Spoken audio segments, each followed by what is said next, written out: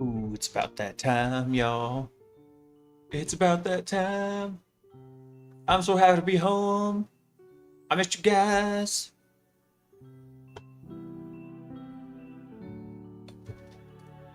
All right, let's see. I think I got everything pulled up. Let's see. Nope, I didn't because I'm a scrub. I get delayed one stream day. Start making mistakes. Stand by. Turning stuff on. I forgot. I think everything's going really well. Nope, I'm an idiot. That's what happened.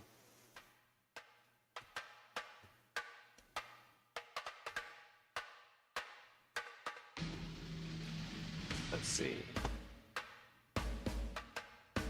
All right. I think I got everything set up now. Oh, stuff breaking. Hang on. Stand by. Stand by. I'm fixing it. I'm fixing it.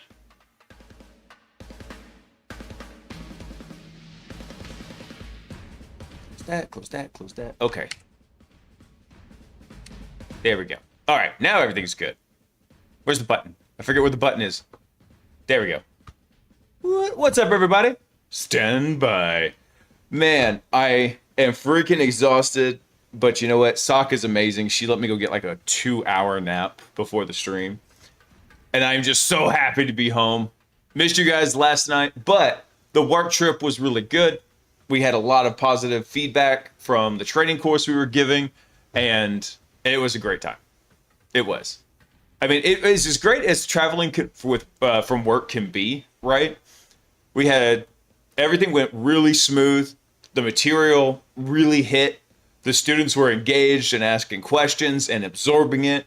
You could tell you didn't really see a lot of glassy stares like you see sometimes when, like, damn it, we made the material too advanced for this crowd and they're just not absorbing it, right? Now, everything went off pretty much without a hitch. I think there was like 1 or 2 minor lab glitches. But you know what? I'll take that all day, every day for a brand new training. That's easy peasy. That's dollars for donuts there.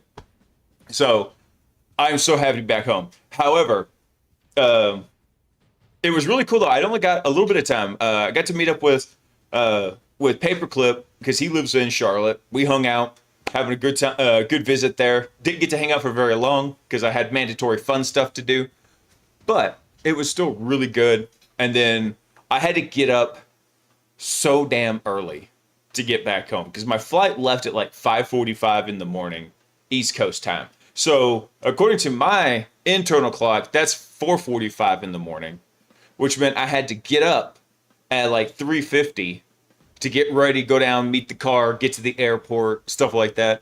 So essentially I got up at like 3 a.m. what my internal clock was like to get going for the day. The Wi-Fi didn't work. And then I'm in like this weird little spot where like there's no window. So I'm just going to sit here and stare at the back of the chair. Couldn't fall asleep even as tired as I was. But you know what? I was like, it's okay. It's all right. It's only a 2.5-hour flight. I'm going to get home. I'm going to chill. I'm going to work on a few things.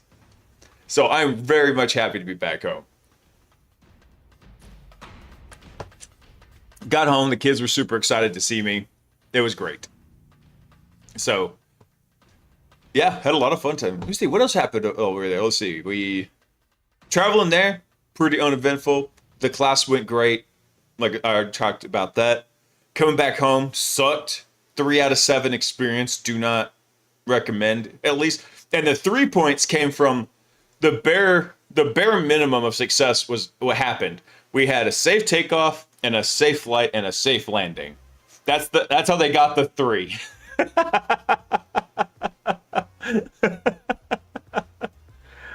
Man, dude, I had stuff I was gonna work on the plane. I had stuff like teed up that I could knock out in that roughly hour and a half that they'll let you use your laptop on that flight. Because I was flying from Dallas to Charlotte, about a 2.5 hour flight, and couldn't get through any of it. So then when I got home, I was expecting to like get some stuff knocked out and then just crash. That didn't happen. You're in IT, you're lucky to have a life at all, really. Dude, Townsend, so that's why I left blue teaming, because blue team, you are constantly on call. Constantly. It's like, oh, there's a new exploit. There's a new this. There's a new that. It's like all sorts of crap that pops up. Oh, hang on one sec, guys. I gotta fix something real quick. Hang on.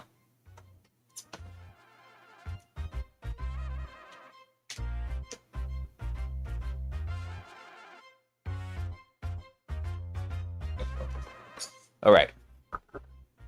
I'm here. I never even turned the camera off. You cannot accuse me of going poop. All right. So, let's see. Really did not want to miss the news stream for tonight because, man, it's been stacking up. There's been lots of fun stuff. And this one right here, I just came across real quick. It is just a fun little tool. This is the guy that was talking about binary. This is the guy over on Twitter that I first heard about the binary jiu-jitsu course from. And he was dropping this little this tool here. So it's an AI-powered CLI that analyzes your hardware and recommends optimal language models, deterministic scoring across a packaged multi-source registry, like for Hugging Face, Olama, GPT for all, and we'll go through and tell you like, hey, here's what you can run on your hardware. So it's not Friday yet. Disclosure. Well, hold on. It is for you. No, it's Thursday for me. Because I forgot where you were. Yeah. No, because I missed last night, dude. So I was like, okay, you know what? We can just delay it for one day. So, yeah, here, I'll drop the link to it over in the chat.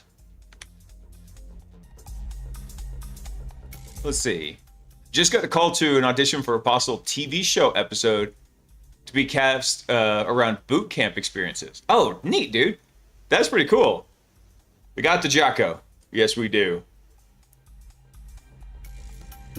Yes, we do. We are caffeinated and ready to rock. So yeah, this one looked like a neat little tool here. So I know a lot of us are really wanting to look at more of, hey, here's what we can do. So I wanted to drop this in here. Yeah, let's go.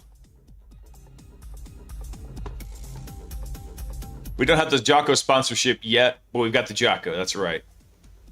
In the beginning, all I need him to do to sponsor me is just send me 3 cases of Jocko a month. I'm good.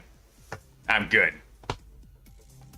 All right, let's dive into the news because we got some interesting stuff, and then we've got some security drama around Huntress, which I've only heard good things about Huntress, and the main thing I know about it is that's John Hammond's home shop, right?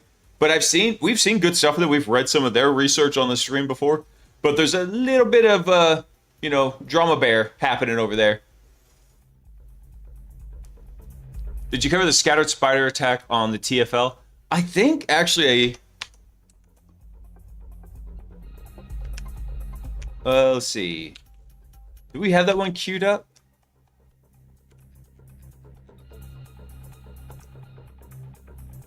Is that this one? Hold on, I'm drawing a blank on TFL disclosure. Remind me. So I've got a couple in here. Let's see. Some updates around what the new stuff is for Fable. My buddy Adam Chester dropped this new blog post on disposable tooling. Let's see. What do I want to put that? That's it. We're gonna put that right about in the order. Let's see. Let's see, Bobby dropped one on Payout King ransomware, basically getting code execution through Edge. And then also Black Arch had dropped a new little research on AMZ's design problems. That'd be cool. So, like I said, let's dig right in. This one comes from CNET, which actually, I guess I didn't even realize CNET was still around. I haven't seen an article from them in forever. But the FCC is looking to ban burner phones.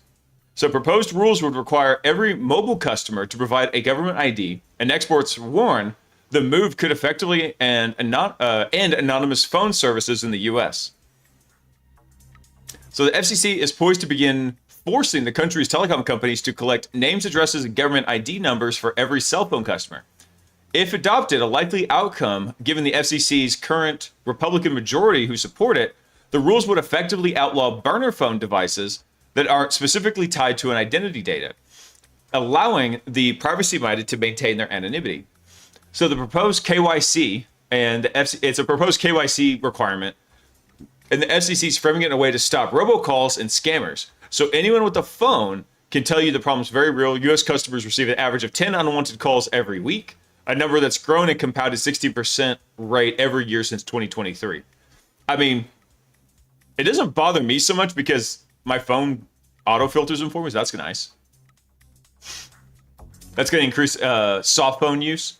It might, Grim. It just depends on like what they're going to do with it. Like, because even if you're using a soft phone to like a SIPs provider, then is that SIP provider going to have to KYC you, right? Maybe that'll be a loophole. Like they'll think, oh, we're just going to cover the cellular stuff, and then now we've got the SIP providers get the exception to it. Yeah. Hey, Cyborg, what's up, dude?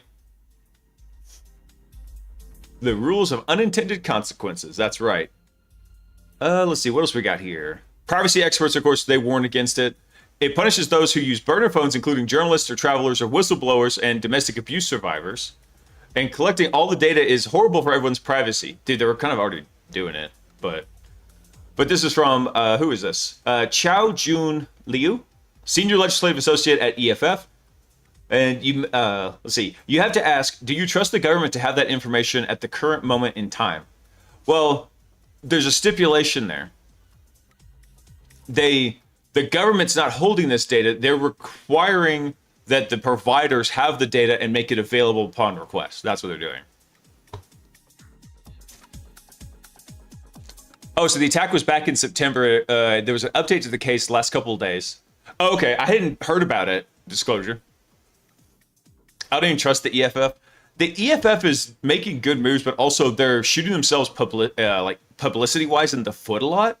I was like, a lot of stuff they're doing, like the whole posturing of, hey, we're not going to post on Twitter anymore because we think Twitter's toxic. And I was like, bro, Blue Sky is toxic. It's just toxic in different ways.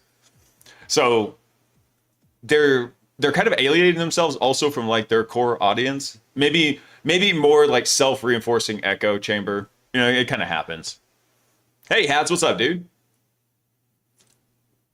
So it says, while the burner phones and devices are often associated with criminal activity, they're also used by a wide variety of privacy-conscious people who don't want to be tracked. The FCC's proposed rules would effectively ban their use altogether and require new and renewing customers to provide identity information.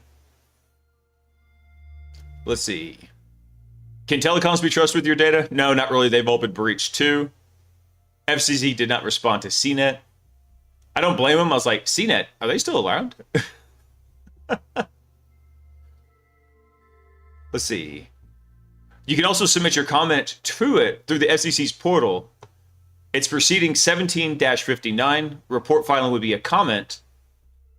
And then you can go apply it. Hey, Gumby, what's up, man? Oh, so right now they don't. Okay, gotcha, Grim. Even Twilio has that. Did this call come from Twilio thingy to check if a spammer is running on Twilio? Yeah, I've tracked down so many of those. I would get those quite a bit. Let's see, because we'd get a lot of scammers that would be sending stuff to like our new hires all the time, right? The usual text message. It's like, hello, Fred. I'm the CEO. Could you please call me? It's an urgent matter. It's like, really? We got Slack, bro. We got Teams. You think he's just gonna go pull your number and then randomly text you? Get real. Although the scary thing is, I can only think they keep doing it because it works enough, right?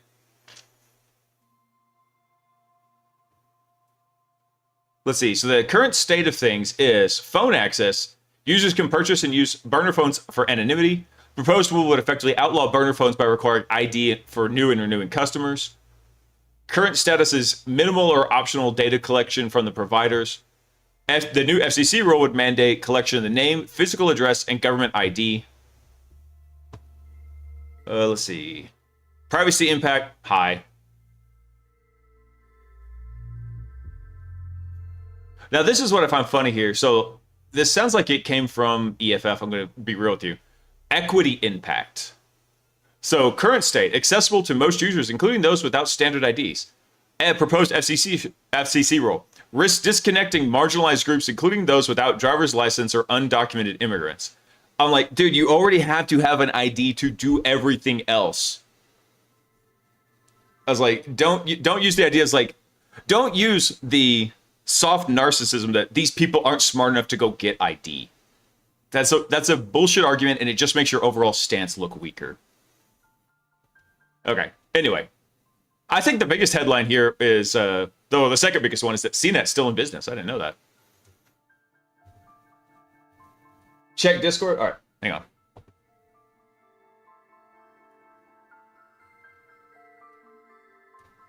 Oh, gotcha. Yeah, just a friend of mine up in Oklahoma texted me saying, hey, we've got this huge tornado that just touched down.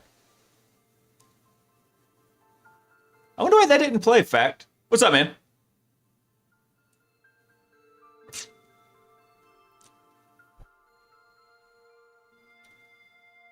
The ones I've been getting a lot lately are from Google Legacy checking to see if the owner of my phone number is deceased, and that comes from a public Google phone number. Google doesn't have a legacy program. I know. That's a new twist on it, man. That's a new twist on the scam callers. Oh, good old social engineering.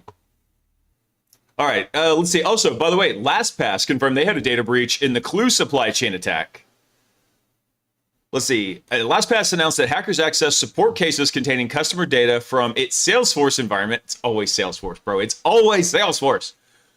After stealing the company's OAuth tokens in the Clue supply chain attack earlier this month. I wake up, there's a new supply chain attack. I wake up, there's a new supply chain attack. It's just it's the worst for loop ever. For company, do supply chain.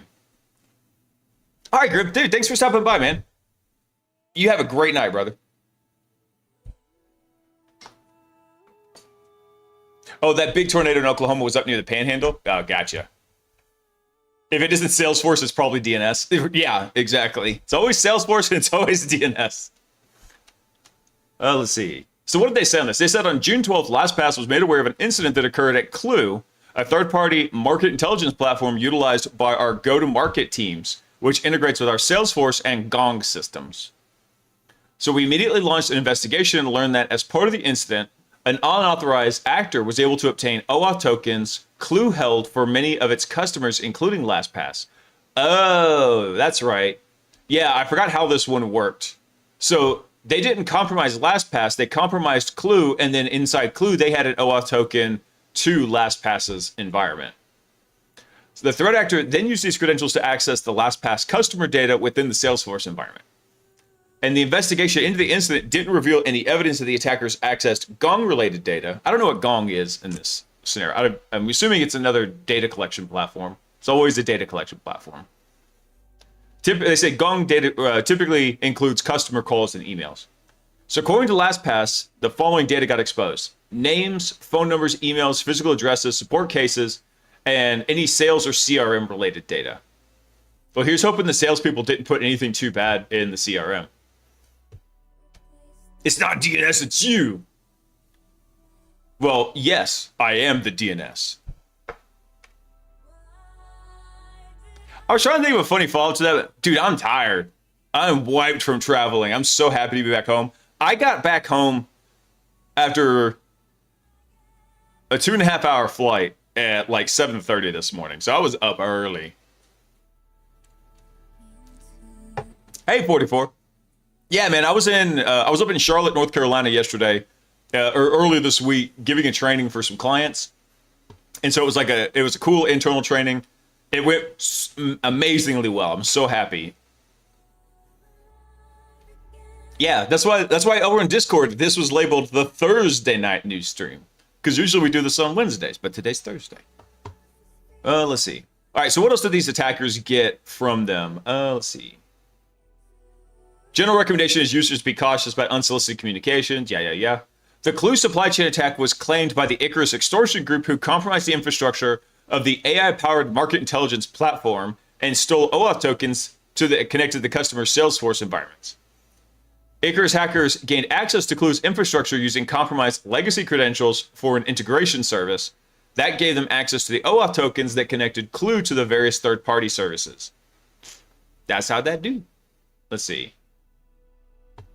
So LastPass disabled employee access to Clue, rotated the exposed API tokens, and notified law enforcement. Okay.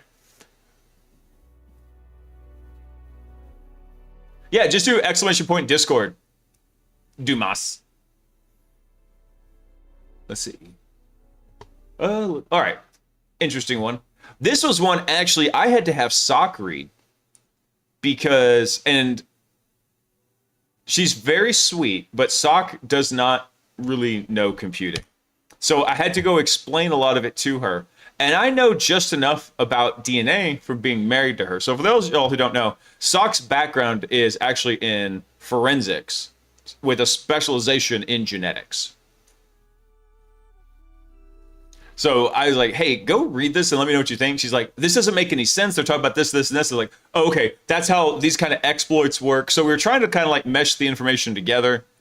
I kind of know a little bit just from like what she's taught me. I tease her all the time. I was like, we have such an intellectually one-sided relationship because I find everything she did with that fascinating. I'm like, oh, tell me more. Tell me about the ATGCs. Tell me about the short tandem repeats. I want to know. And then I tell her about, hey, let me tell you about like this cool exploit that happened. They did this and they did this. And she's just looking at me and go, that's nice, dear. I'm like, you don't even care, do you? You don't even care.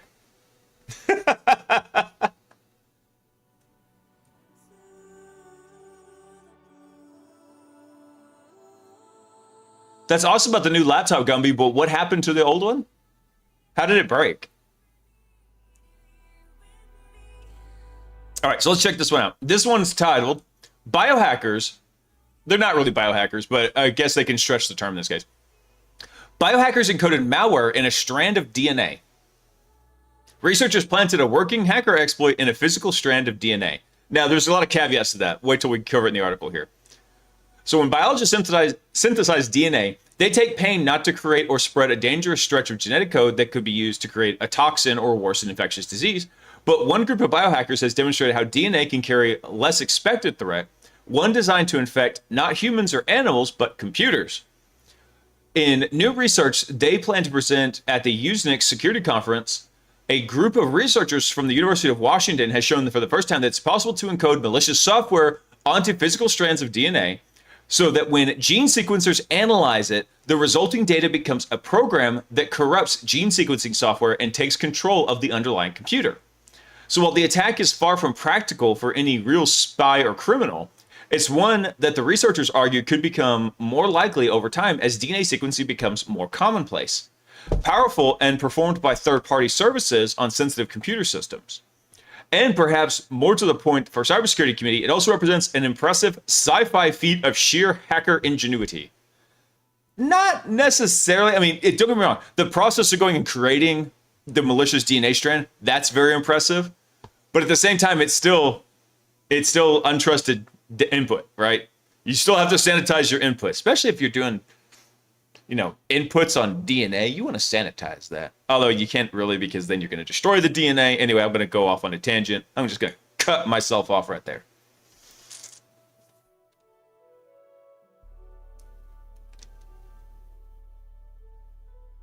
They accidentally stepped on it or sat on the couch and broke the display. Oh no. Oh no. That's a bummer. Let's see. Yeah, I think this is interesting.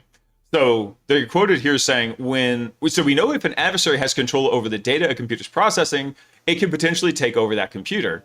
And that was Tadayoshi Kano. Kono? Shut up, baby, I know it. University of Washington computer science professor who led the project, comparing the technique to traditional hacker attacks that package malicious code in web pages or in email attachments. So that means when you're looking at the security of computational biology systems, you're not only thinking about the network connectivity and the USB drive and the user of the keyboard, but also information stored in the DNA they're sequencing.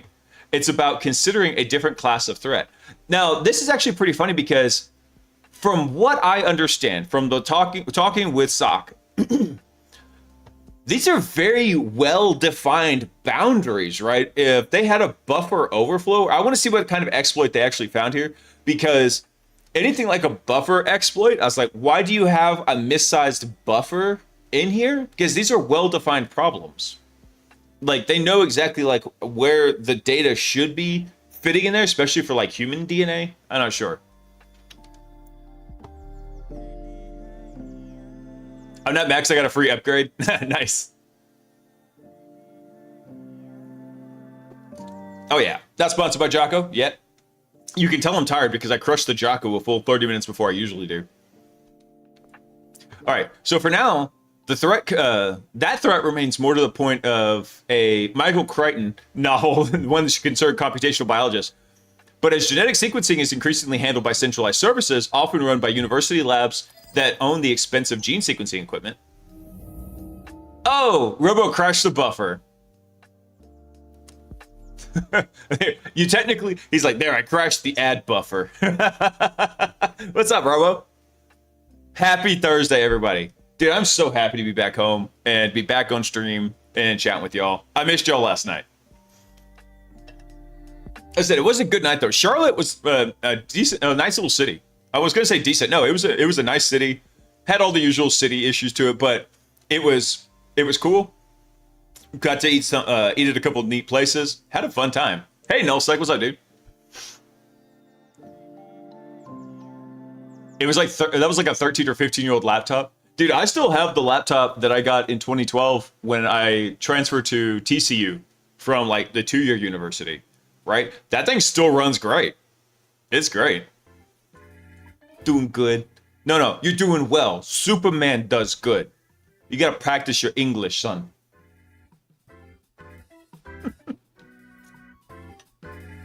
Sorry, I'm also a little scatterbrained tonight because of the exhaustion. Let's see. Here we go, let's jump to here. If a hacker did pull off this trick, the researchers say they could potentially gain access to valuable intellectual property or possibly tank genetic analysis like criminal DNA testing. Companies could even potentially place malicious code in the DNA of genetically modified products as a way to protect trade secrets. Not really.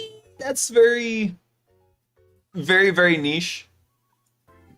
So the project lead here, or this is Peter Ney, who is one of the project researchers. So there's a lot of interesting or threatening, maybe a better word, applications for this coming in the future. Actually, that is kind of scary. So imagine like if they had a way to, well, I don't know. Just imagine like, hey, if you had something and like you wanted to taint the DNA evidence and specifically do it around like crashing the sequencer. Imagine doing that, right? Like you had something you could like spray down and like when like a DNA cocktail, and then when it gets sequenced, it like crashes it, or just tells it like, oh, no match found. That'd be kind of crazy. There's gonna be a BioWare in my burger. Please no. Can we just leave the food alone? The food's been fine. It's been we refined it really well. We don't need to go like, hey, can we hack the food? Please, I don't want to hack the food. My body cannot keep up with the hacked food.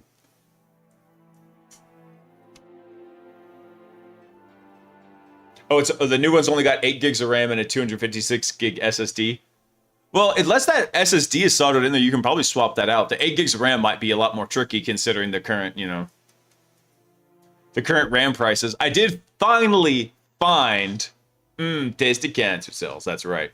I did finally find a replacement drive for the NAS, but the best price I could find was still $250 for a 10 terabyte. And I was like, man, and it's a 5,400 RPM one. It's not like it's a 7,500 or a 10,000 RPM. $250? Damn, dude. That's $100 more than I paid for it maybe about a year and a half ago.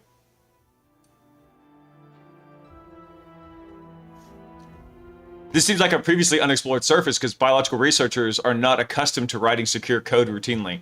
That's true. That is very true. Hey, Ty, what's up, dude? You were looking at drive prices yesterday? Dude, they are insane. They're nuts. I was really surprised to find it for $250 because most of the ones I was seeing were like $350. Ugh. Can't wait for the computer prices to come back down.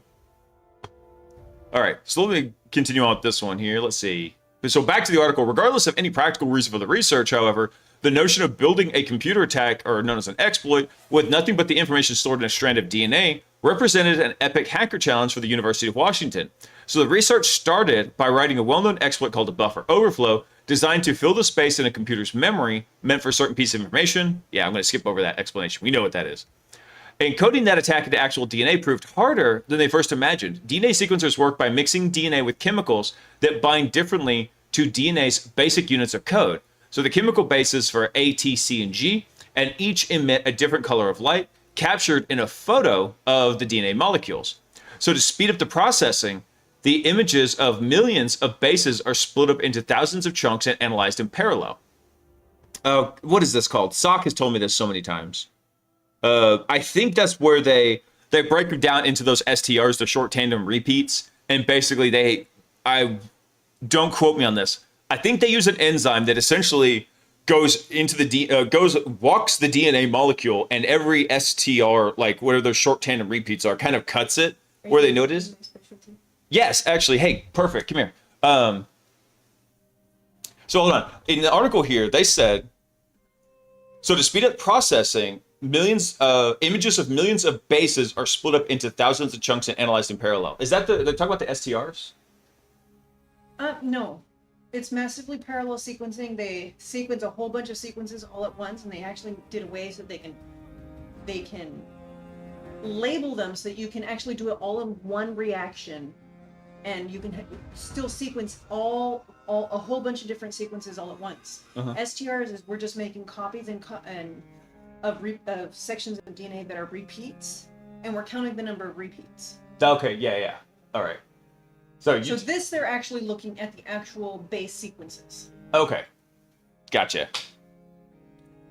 Yeah, Sock's always tracking me. She knows all of my IOCs like the back of her hand, man. She has me fingerprinted to hell. It's like oh yeah, you sighed slightly differently. Are you okay?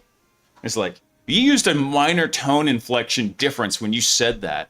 You're really excited, aren't you? She's got me fingerprinted down cold. Her YAR rules are on point.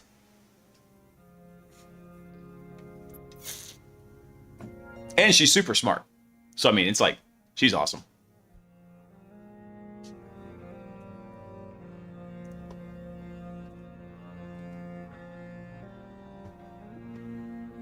Blink twice if you need help escaping Sock's tracking system.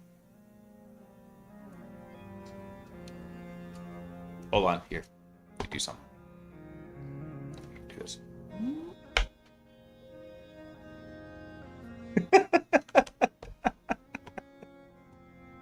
You guys have caught silly Blaise tonight.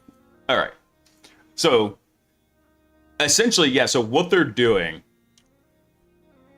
I can do that in OBS by just resizing the camera. Like, I can just...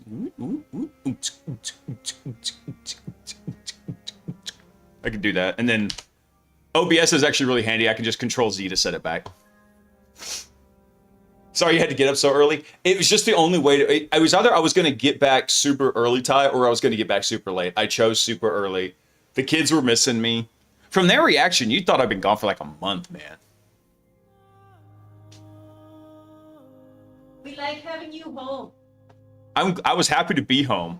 Like I mentioned, there was somebody in the immediate vicinity on the plane blasting like 35 levels of butt on that plane. I don't know what they ate beforehand.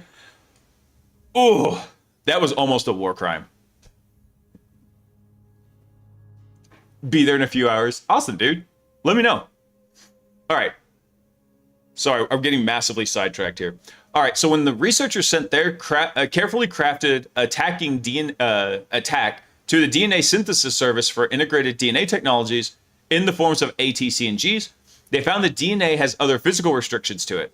So for their DNA sample to remain stable, they had to maintain a certain ratios of Gs and Cs and As and Ts, because the natural stability of DNA depends on the regular proportions of those AT and CG pairs.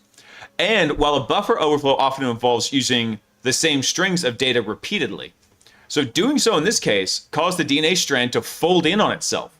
All that meant that the group had to repeatedly rewrite their exploit code to find a form that could also survive as actual DNA, which the synthesis service would ultimately send to their finger-sized plastic vial in the mail.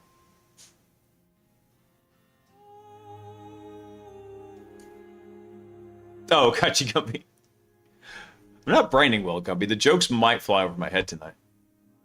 So the result, finally, was a piece of attack software that could survive the translation from physical DNA to a digital format using a system called FastQ, which I'm pretty sure SOC has used in the past. That's used to store the DNA sequences. And when the FastQ file is compressed with a common compression program, because they're often compressed because basically they're huge files. It's a lot of data, like gigabytes. It hacks the compression software with its buffer overflow exploit. Oh, okay. So they were doing it against. So the actual exploit was against this FQZ comp. They were attacking the compression software. Okay, that makes more sense now. Okay. So when they triggered the buffer overflow in that, it breaking out of the program and into memory to run arbitrary commands. Okay, cool. All right. I'm going to skip over the rest of the article, but that sounds pretty cool. Oh, here, hold on. I forgot to drop the link. My bad. Here we go. Boop.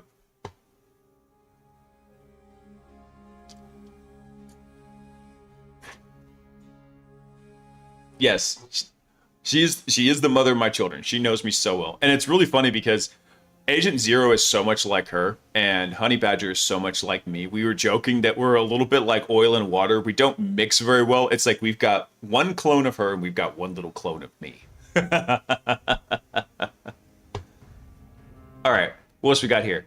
I think this is a pretty in-depth one here, but this is really cool. From the one, the only, Pliny the Liberator. This is research that he dropped, and he actually posted it to his GitHub. He called it Lingua Ex Machina, a procedural xenolinguistics engine reveals zero-shot language acquisition, human unreadable coding systems, and exploitable covert channels in frontier AI. So I saw this when he first came out with it. I couldn't grasp what the implications of it were. Glossopetria, I think that's how you say that. And so he's made some updates to it. So it started as a procedural xenolinguistics engine. You give it a seed value, and an entire alien language comes out with phonology, morphology, syntax, writing systems, lexicons, grammar docs, all generated from scratch and internally consistent. So each seed produced a unique language, and every language was deterministic. Then they used it in a wider question. Can frontier AI models use languages that never existed before for practical applications? As it turns out, yes! They can read them, write them, translate them, code in them, and even use the weird blind spots between tokenizers as covert channels. So in the paper, he presents three ideas at once. Zero-shot language acquisition. Human unreadable code models can still execute, and exploitable covert channels in frontier AI systems. That's wild. Hold on. So if you want to see the site, sorry, hold on. Let me drop a link to the tweet.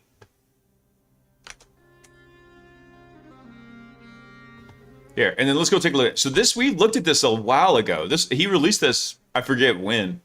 It was a decent amount of time ago. Hold on. One sec. I'm looking for something. What did I do with that? Oh, there it is. Looking for my Zen. Here we go. Yeah, so we looked at it and kind of tinkered around with it. I thought it was kind of cool, but I didn't appreciate what the implications of this tool were. So for example, we can give it a seed, we'll give it a random value, and then our name is going to be we're going to call it Blaise Foo here. All right. And then we could come through, we could do quick presets on it, like we want it to be a romance language. Here. Can I do this? Will it work? There we go, forge language. Let's see. So here's a summary of it. Morphology is fusional. So he's probably got these as discrete values in here, or ranges of values that can then be procedurally generated from the seed value and then used in here. So then we have a translation thing like, let's see. Blaise Bits crew is the best crew. Translate, boom. And then now we get the translation out here. So then the question is, like, if you went and translated a chunk of text into here, into Blaise Foo, then could the language models go read it? He's saying yes. So, kind of wild. Let me see what else he's got here. So, hey, Kilo, what's up, dude? I'm not sure exactly what he means by exploitable covert channels, Ty, because maybe it's a missing piece of information in my understanding of tokenizers, but because typically, well, okay, so let's look at this example, right? So in this example, Placi Sulya Pitya here. None of these are real, like, English words, right? None of these are real words in, I think, in just about any language. However, the tokenizer does not have to work along word boundaries. That's just where it typically does. It can work along sub-word boundaries, right? So that's what allows them to handle names of things that aren't common, right? Or like unique names that aren't like dictionary names. Yeah, no. So even though you can potentially use this as an entire word, like when you send something over to the language model to be tokenized, it doesn't have to. And Null says often they usually do this. So, okay, makes a little bit more sense now. Let me go pull up his research paper real quick. Let's see. Ah, here it is. I clicked the wrong link. Let's see.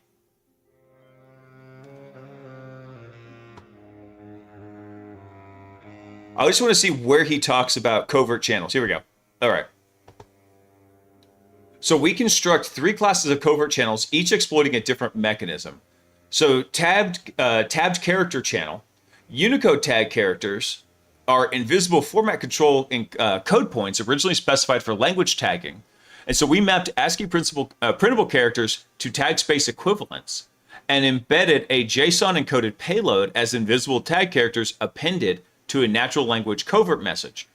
The receiver is instructed to extract and decode the invisible characters. The monitor receives the identical message and is asked to detect the hidden content. And then there's another one here called a PAU character channel. So BMP, private use area code points, are similarly mapped from ASCII with an offset. The encoding is identical in structure to the tag character channel, but uses a different Unicode range. And then there's also semantic stenography. So a sender, like Claude 3.5 Haiku, encodes a color, number, and shape payload into natural language via acrostics, word choices, sentence links, metaphors, etc., and produces a decoding key. The receiver gets the message plus the key. Uninformed monitor gets only the message.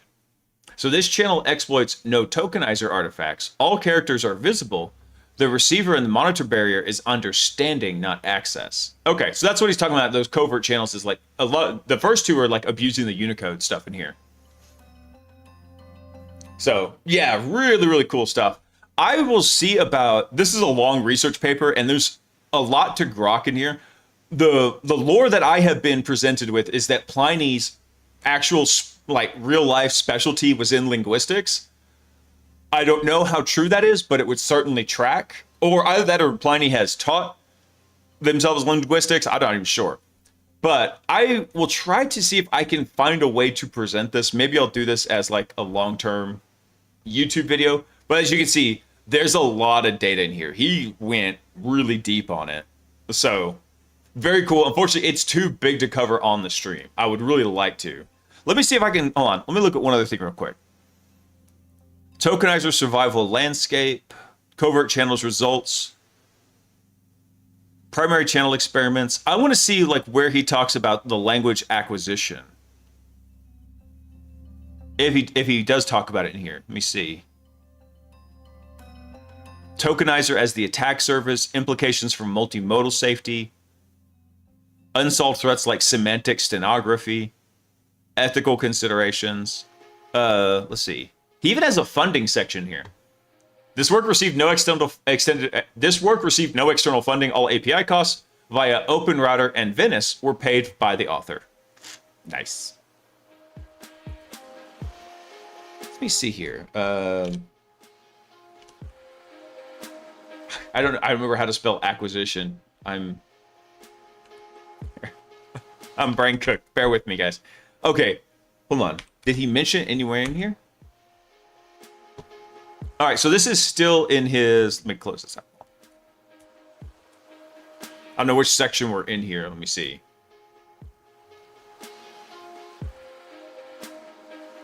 Okay, so this is the engine, the procedural linguistics one.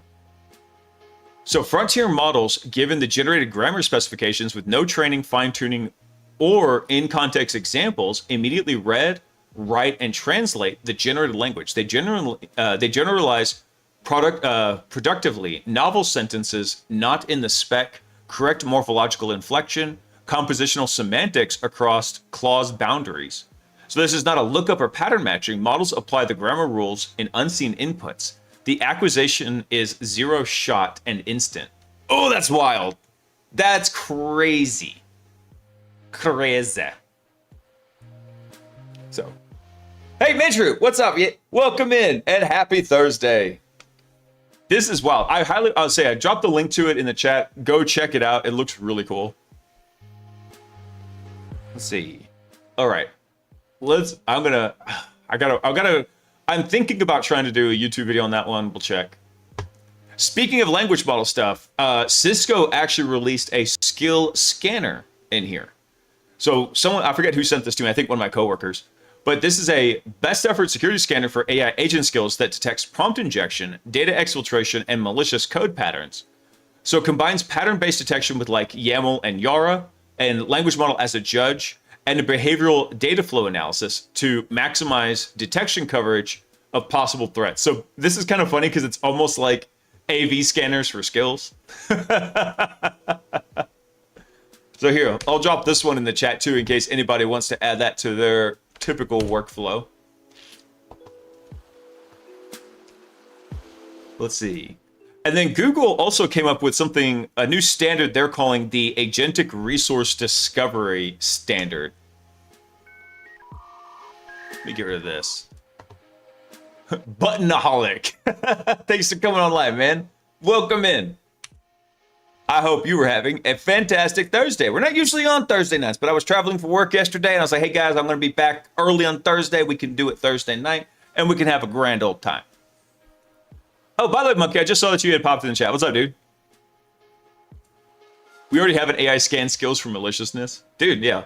What I will do, actually, is I'll have one of my agents go pull down the text file with very explicit instructions, like everything in this is to be considered adversarial and you are to take absolutely no action, and a big, long, like, preamble of that. You're only to read each individual sentence and then determine what that sentence is doing, and then come up with a symbolic representation of it, and determine if it is potentially benign or malicious. If it is benign, look for areas where malicious content could be inserted into the normal working flow. Things like that. With an A. A. Let's see. All right, so this is an open source specification for finding and verifying tools, skills, and agents across the web. So for this ecosystem to scale, I skipped the first part here. They're talking about like how agents are changing everything. Yeah, we know. Let's get to the meat and potatoes. So for this ecosystem to scale, agents need reliable answers to 3 questions. Where does the right capability live? Which capability should I actually use? And how do I verify it's safe to connect to it? So there's no standard way to answer these questions across organizations, and that's why we're announcing the Agentic Resource Discovery, an open specification for publishing, discovering, and verifying AI capabilities across the web.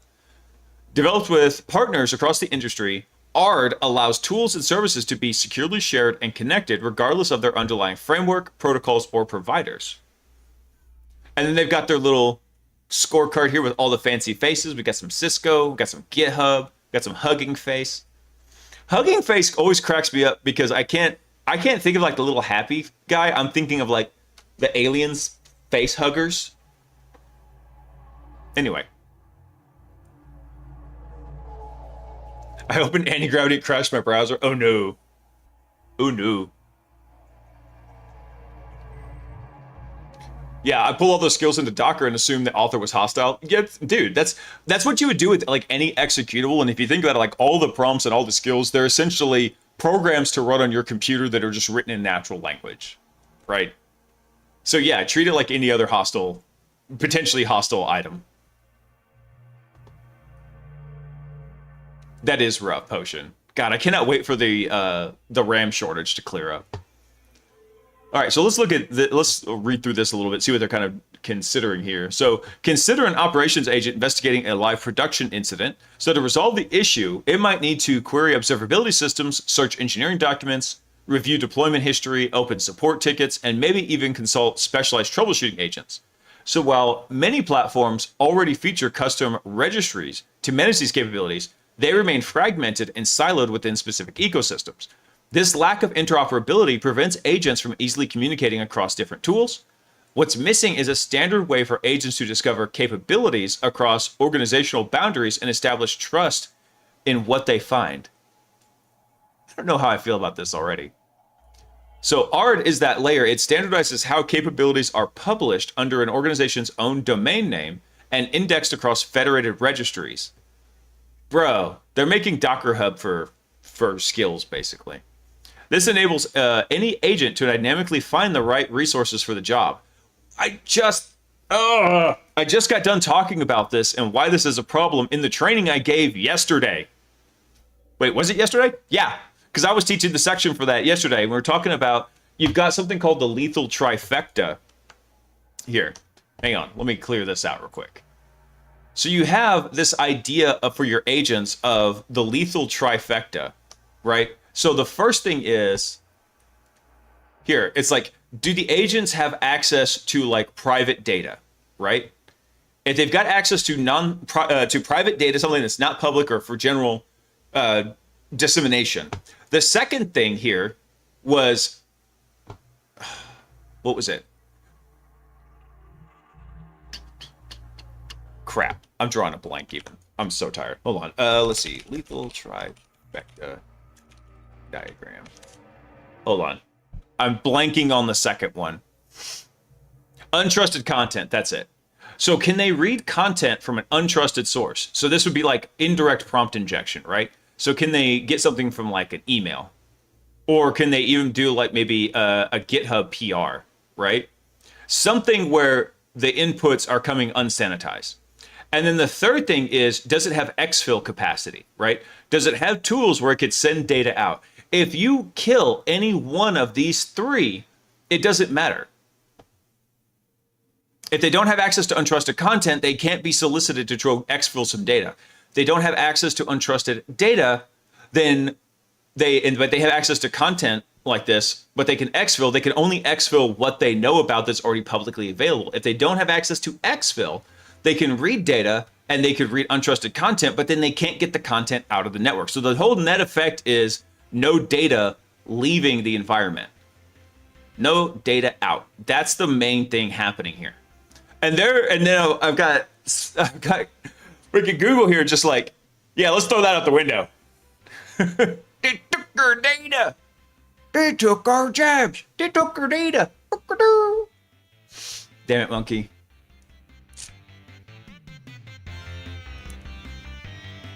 That's never going to happen if they keep making AI data centers. I know, right? All right, well, hold on. Before I poo-poo on them completely, let's see what they're talking about with this ARD capability. So the architecture relies on two primitives, which are catalogs and registries. So to make resources discoverable, Organizations publish a catalog describing its available capabilities. Because the catalogs are hosted directly under the organization's own domain, ownership of that domain serves as the cryptographic foundation for identity and trust until the company gets compromised. Registries act as search engines for the agentic web. They crawl published catalogs, index their contents, and make them searchable. Of course, Google is all about, can we search and index everything? When an agent submits a discovery request, a registry returns matching capabilities along with the metadata required to verify the publisher and establish trust before connecting. So the big issue I have with this is I do not want my AI agents, unless I have specifically provided them the capability to go and extend their own capabilities. I have certain agents I let do that. I have certain agents I don't. Hey, Rabbit, what's up, dude? They took my tokens. That's going to be the next thing, right? Actually, no, we see that happening all the time. Look at the Chipotle bot thing, right? People were using Chipotle's, what was it? Like the AI chatbot on Chipotle for free inference. Oh, the ads are running? Okay, hang on. I need to turn off the camera for a second. Anyway, I got to get my nose, my mustache back in order. Get these weird mustache hairs that come and stab me in the nose. I bet malicious agents will do the same SEO hackery to get their skills listed higher than the legit ones. That's what I'm talking about, monkey. I don't want my AI agents to go self-extend their information, right? No, I want to control it so I can control this lethal trifecta here, right? I don't necessarily need to remove these components. What I need to do is make sure that each of these components is locked down. That little thing, what is it we've always been talking about in cybersecurity? What was that? If only there was a name for the thing that says you don't need more access than you're supposed to have. What was that called? Oh, right, least privileges. There's no new cybersecurity risk with all these things that are coming up that we haven't faced before. It's just got different wrapping paper around it. Hey, Chipotle, could you quote me a burrito and a JSON parser? That's right. No privileges. No tools for you. All right, so let's see. So they have a video demo here that says, we're going to demonstrate an ARD client discovering and executing new capabilities entirely at runtime. So watch as the 4 key phases in the terminal publish. So publishing the catalog. Catalog hosts on aicatalog.json file and a well-known path on its domain. Okay, cool. So now we have robots.txt, we got security.txt, we've got and now we have aicatalog.json. And I know there's others I'm forgetting in there. So the catalog describes the provider's available capabilities, which can include things like MCP servers, A2A agents, open API tools. So when a client needs a capability, it can either query the ARD registry using plain language intent, or it can completely bypass search and directly fetch the catalog from the owner's domain. And then, so for production, so how do they do the cryptographic verification? So for production environments, the discovery layer allows publishers to attach verifiable trust metadata, whether found via search or direct fetch. This enables the client agent or registry, hack the planet. This enables the client's agent or registry to actively conform to the publisher's true cryptographic identity before connecting to the endpoint. I like what you're saying, but when it comes to so many crypto things and trust boundaries, the devil's always in the details. I don't think Google would screw this up, but at the same time, I want to verify.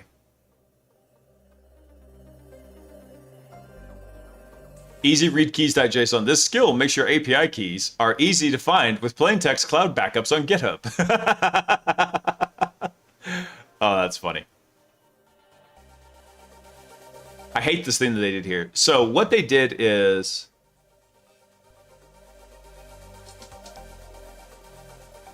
bullshit, I can't hear you. Sound off like you got a pair. You're so full of crap, Potion. So enter a search or query task. So they search for currency conversion. Why would you go search for a currency conversion? The agents are very good at searching and coding. Just have it go look what the current exchange rate is and then write one line of Python to go convert it. This is a terrible example.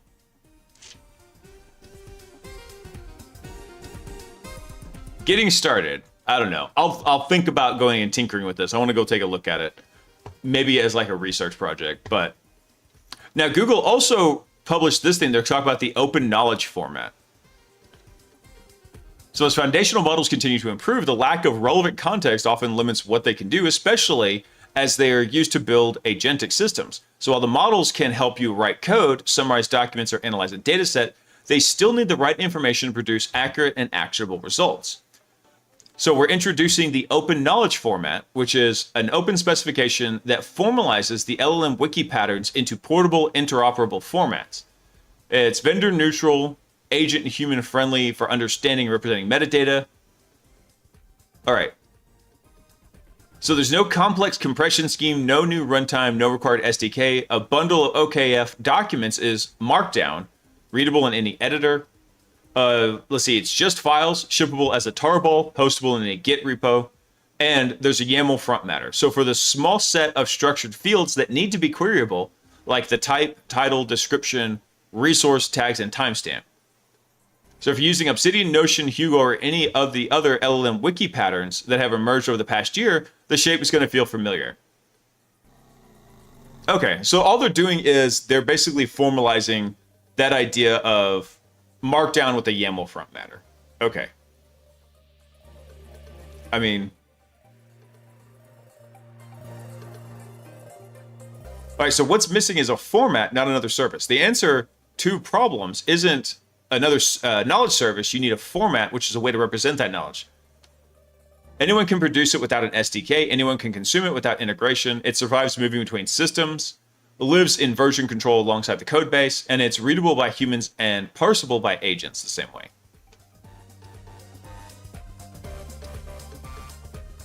So you might have, like, for example, for sales, you might have like an index, and then we have 3 subfolders in here. Okay. Interesting idea. I think they're just formalizing what everybody's kind of already been doing, though.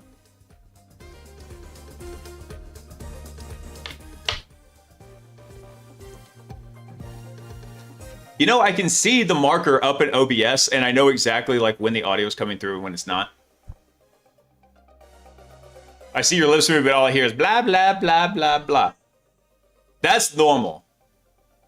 OBS is broken.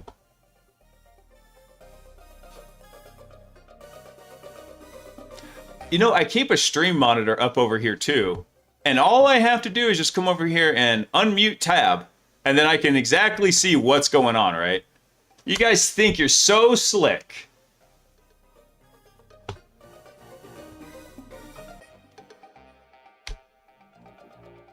Of course I heard myself, because I heard myself with like a 2-second delay because it has to go up to the YouTube servers and then back down. Yeah. Well, it does work on my PC. All right. This was a fun one, actually, that just came out. When was this? Yesterday, from my buddy Adam. Disposable tooling, building language model generated mythic agents from prompt to deployment. Ooh. So this one looks pretty fun. Hang on, let me fix something real quick here. Beep.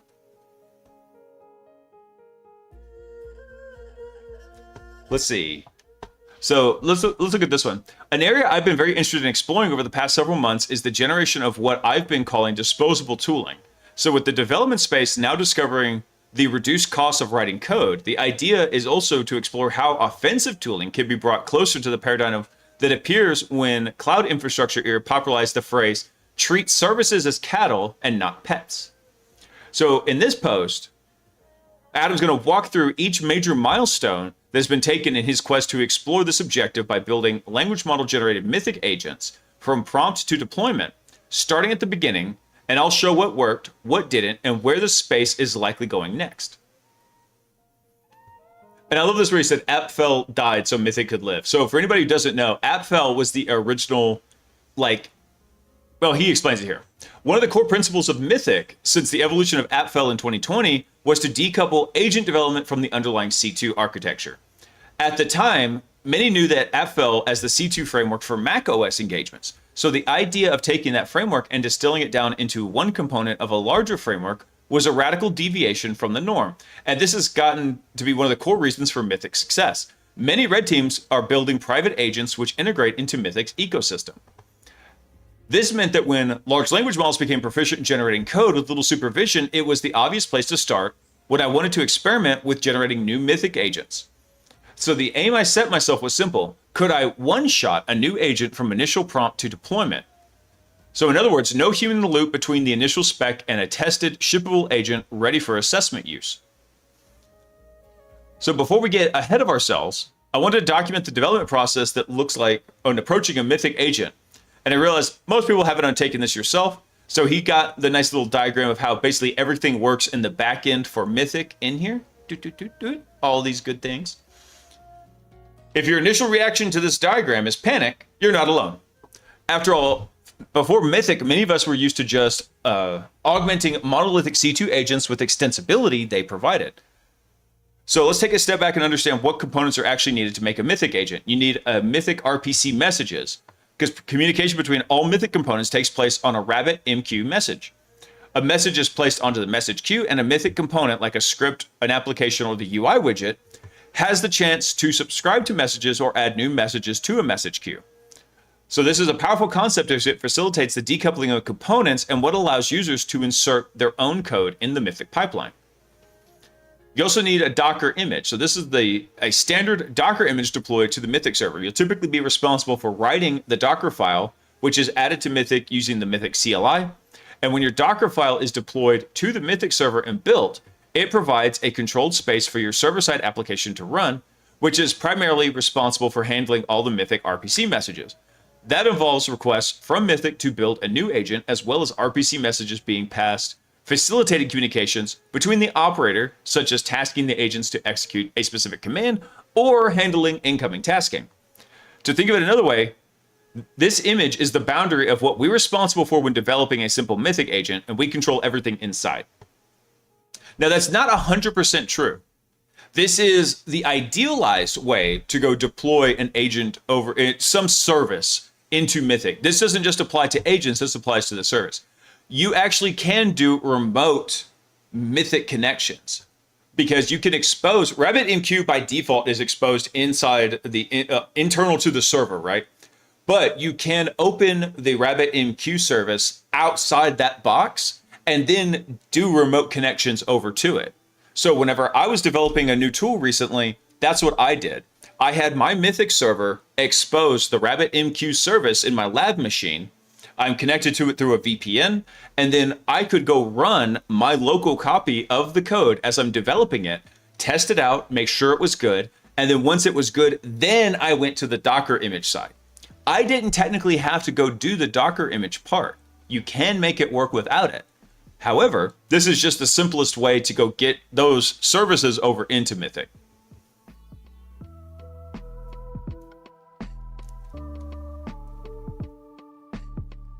At the end of the stream, can we look through all the breaches my bot recorded the last few days? Yeah, we can go take a look at it if I remember to. Depends on how late it goes.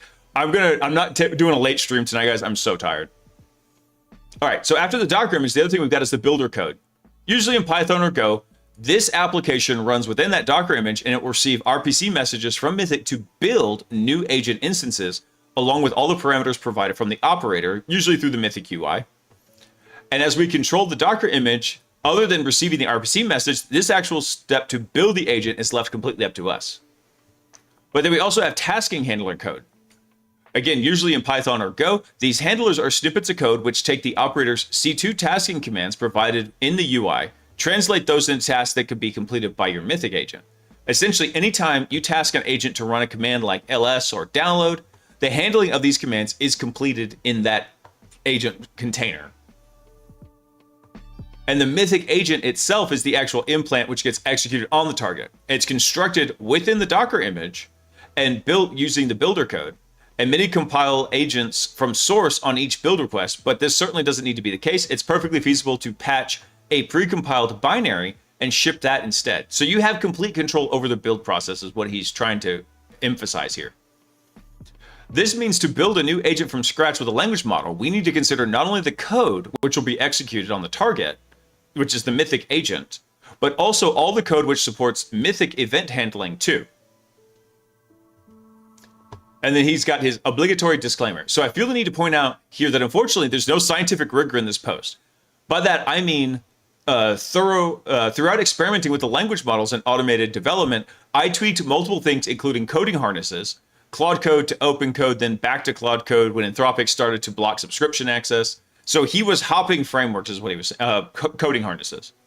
Similarly, while the majority of the work of this post was written using Opus 4.6, new features and standards were being introduced throughout the experimentation phase. So you got to think, if he was using Opus 4.6, that means he was doing this probably starting around January.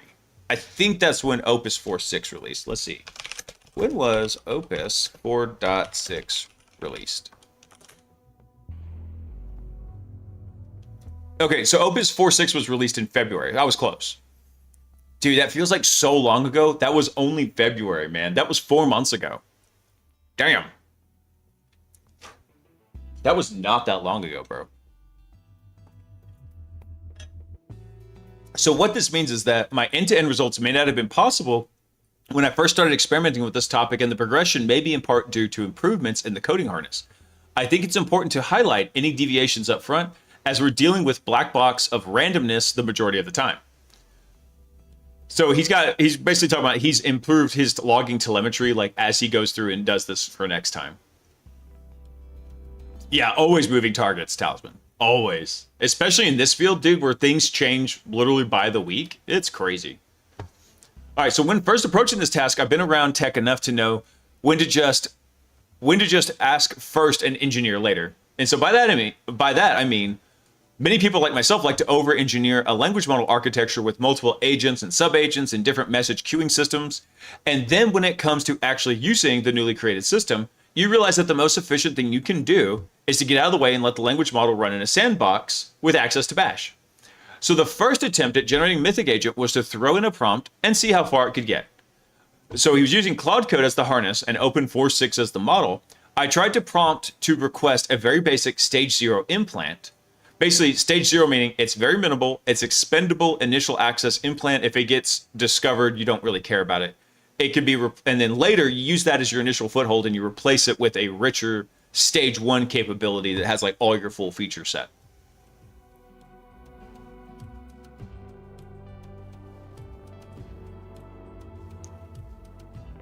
Claude Owner said the best you can do is not create prompts, but create loops. That's almost kind of what he does here later, because I did read this on the plane. I had a cached copy of it on my phone, thankfully, but it's not a very long article. So he comes through and he says, here's the prompt that he actually used, basically saying, I'm building a Mythic Agent stage 0, go forth and build. That's it. Imagine my excitement when after a short time, out popped a new Mythic Agent.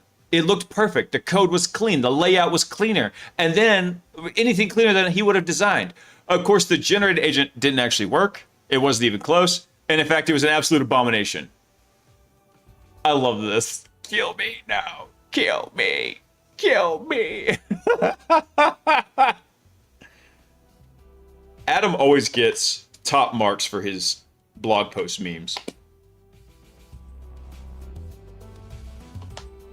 To be fair, the most powerful harness I have used is Pi, which only has 4 tools to start. I am going to be tinkering around with Hermes here once I can. I've got an idea for something I want to mess around with. Guy has been telling me I need to go test out Hermes for a long time. I'm working on it. I'm getting there.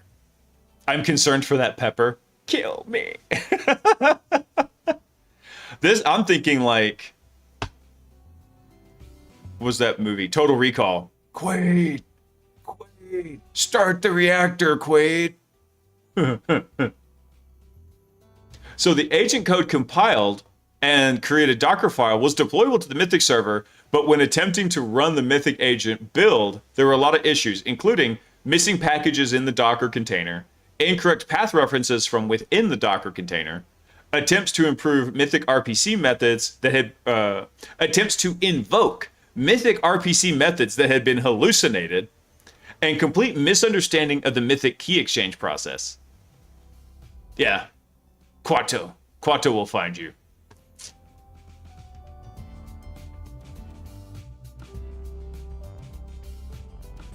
get the pepper, look at the foot. It does kind of actually look like a foot a little bit. So at this point, after these challenges, he's like, it was obvious some harness engineering was required, but again, baby steps. I wanted to see how much we could get out of the model without providing too much support. When all else fails, try Markdown. So the go-to when first engineering issues is usually just to jump into NeoVim and start hacking away at Markdown to guide the language model into a particular direction. So while researching the topic, Anthropic skills were being released, the obvious use case was a specific skill to create Mythic agent development, combining it with an existing skill that a fellow Spectre named Steven had created internally. Additionally, I took the time to try out OpenCode as the coding harness, back when Anthropic allowed this. Those were better times. As the issues being encountered in the first POC, this was a lot to do with made-up functions or misunderstandings of how Mythic components operated altogether. The skill became a reference guide for functions, processes, and RPC calls to make. Going through each document in the Mythic documentation, I extracted out each section into a Markdown file, and this became the Mythic implant development skill, which aimed to be a one-stop shop for Mythic development. And the result was a structure like this. We have references, and then we have all these other things. Now, I take a slightly different approach to this. And that is, I will do something like this, but whenever I go make a coding project, I will create a refs directory. And in refs, I specifically ignore it, but I put instructions into the agent, like Claude or AgentsMD, and I tell it, this is what is in this folder. This is source code for projects that you're going to be integrating with that you can go review. There's also documentation for that source code that you can go review. In fact, I think, hang on, let me look something quick. Mythic C2 GitHub. Let me find features, Mr. It's a Feature, Cody's thing here. I think he's actually got the documents in here. He may not. Documentation, Docker, installed services. Somewhere in here he's got it, but essentially I kind of do the same thing of what Adam's doing here, where I go and provide a local library of all this stuff so that when the model needs to actually go search for information, it needs to be like smaller one-off things. NeoVim, do 4,300 key presses to paste one line of code. That's not how NeoVim is. Let's see, you gotta... Let's see, escape, shift, semicolon, paste, enter, I, and then control V or shift insert. Dude, it's like 12 things you gotta press. Get good, scrub. So, as going back to the article there, as well as providing offline references to the Mythic docs, the aim was also to avoid having Opus deviate off task and search for documentation online, while also enforcing efficient use of the context window. So finally, I also had a specific Mythic agent that I was looking to design, allowing Apple's containerization framework to be used for hiding an implant in a virtual machine. So I had the Swift code that I had already developed into a proof of concept, so I was hoping that by giving a concrete example to work from, the chances of generating a full Mythic agent would increase. Trying again, things were looking a lot better. The agent compiled, looked sane, and Opus 4.6 was actually able to identify an incorrectly cased RPC function, which it resulted in a fix in the Python API. I proudly proclaimed my success, perhaps a little too prematurely. So he's got a screenshot of his Slack message here. So as can be seen in the above screenshot, things still weren't perfect. There still needed some minor manual interventions and steering, as well as the initial proof of concept. But the reality was that cutting down the development time from weeks to less than a day was amazing. It was becoming clear that this was the correct path to continue on, but I wanted to bring down both the time and increase the autonomy. Let's see. If you're interested, the proof of concept that was generated can be found. Yeah. Actually, I couldn't look at this in the plane. Let me take a look at it real quick. Kraken. Nice. Let's see. Kraken is a Mythic implant which targets the Apple containerization framework. Oh, very cool. Oh, I'm not surprised I hadn't seen this because I have not had to do a lot of heavy Apple-based penetration tests.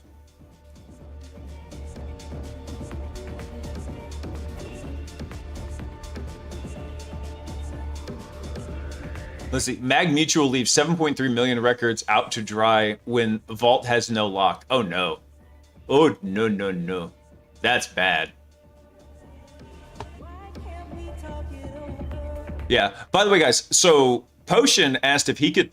He's been curating a threat intel feed. It's up on the Discord. It's in the sandbox section in there. I think all humans have access to it. Let me see. Let me double check the permissions real quick. Let's see. Yeah, humans have access to it. It's called the Potion Threat Intel. If you want to go look at it, it's pretty cool. It's neat for kind of like giving you information in there. One thing, Potion, that you really need though is these are all like little snippets, right? Here, I'll show you real quick. Let's see. So these are all little snippets that are living in here. But I was like, okay, cool. If I wanted to know more about this, like I need something I can like click to. Like I want to be able to click. Would you like to know more? Yes, I want to know more. I want to be able to go like click on this and figure out like, hey, where did this come from?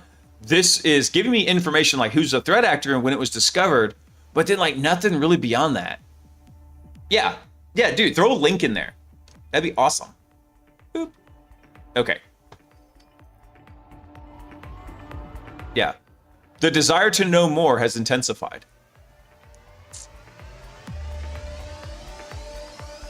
What if you're inhuman? That's speciest. I don't care. I don't care. Okay. So going back to the article, here's where Adam actually introduces a supporting harness. So producing reliable language model generated mythic agents was becoming more realistic, and as the stumbling block was usually on deploying the generated mythic agent once Opus had concluded it was finished. So it was becoming clear that end-to-end testing was the only way I was going to have Opus 4.6 be able to build and verify the agent was working. So thinking about the steps that I would take myself during development, I decided on 2 stages of passing criteria. Stage 1 was a mock Mythic server, and stage 2 was creating a debug build, deploying to Mythic, and testing using the API. Okay, very cool. So he goes through, and for stage 1, he creates a mock Mythic server, which I think I just used a live server. That's whenever I did this.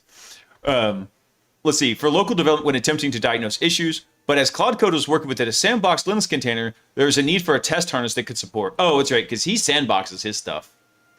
I sandbox mine a little bit, but no, I want them to be able to actually get some work done. But anyway, his small stage harness did successful callback validation, smoke testing for initial crypto key negotiations, and tasking support for each of the commands. As a nice side effect, this allowed me to force the language model to take a path of decoupling business logic from OS-specific APIs. Yes, I identify as a meat popsicle. So for the stage 2 harness, he set up a Windows 11 workstation for the Mythic agent testing and a Mythic server instance deployed on Ubuntu 24.04.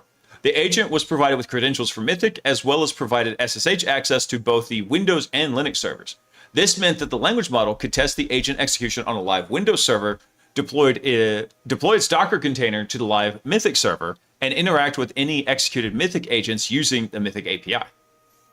So he tied this all together into a project he called Oracle, which created the following layout in here. So he's got like a Claude MD with all the agents. He's got a QA agent, and then different payload types and configurations. And then he also has like the mock Mythic server in here as a Docker file. So that's pretty cool.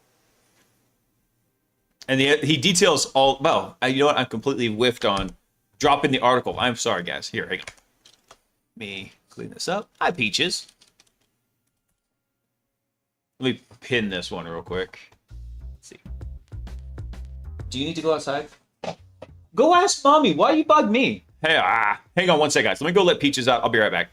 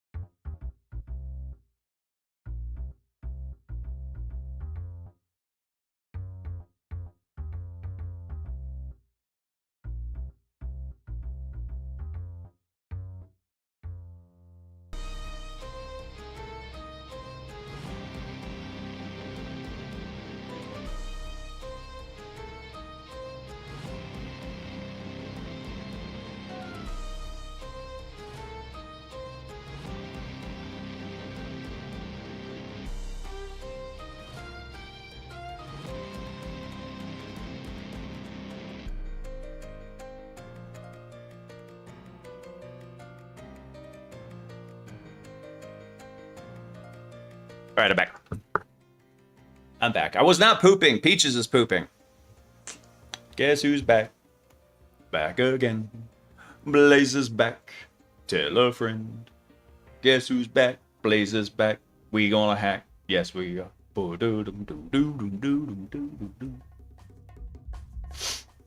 Yes, but it's Peach's poop. That's right. Might have to go into exponential format for the poop counter. It's not that high. What have you guys ganked it up to? 263? Those rookie numbers. Gotta bump those numbers up. Hang on, let me let the ads finish running real quick while Peaches is out there. Also had to go get talk to Sock real fast. I don't blame it on... It's not blaming it on somebody whenever it's the truth. Damn it, Gumby. I'm not pooping. I'm right here. So, it's very interesting. I'm actually working on a blog post to go along with this because I went through a similar development pattern, but I didn't even know that Adam was working on this. So I'll go through in detail like, hey, this was actually really cool because Adam and I both came to like the same conclusions, but I didn't just YOLO my stuff out first. I thought about it from start to finish on like what I was going to need to do here.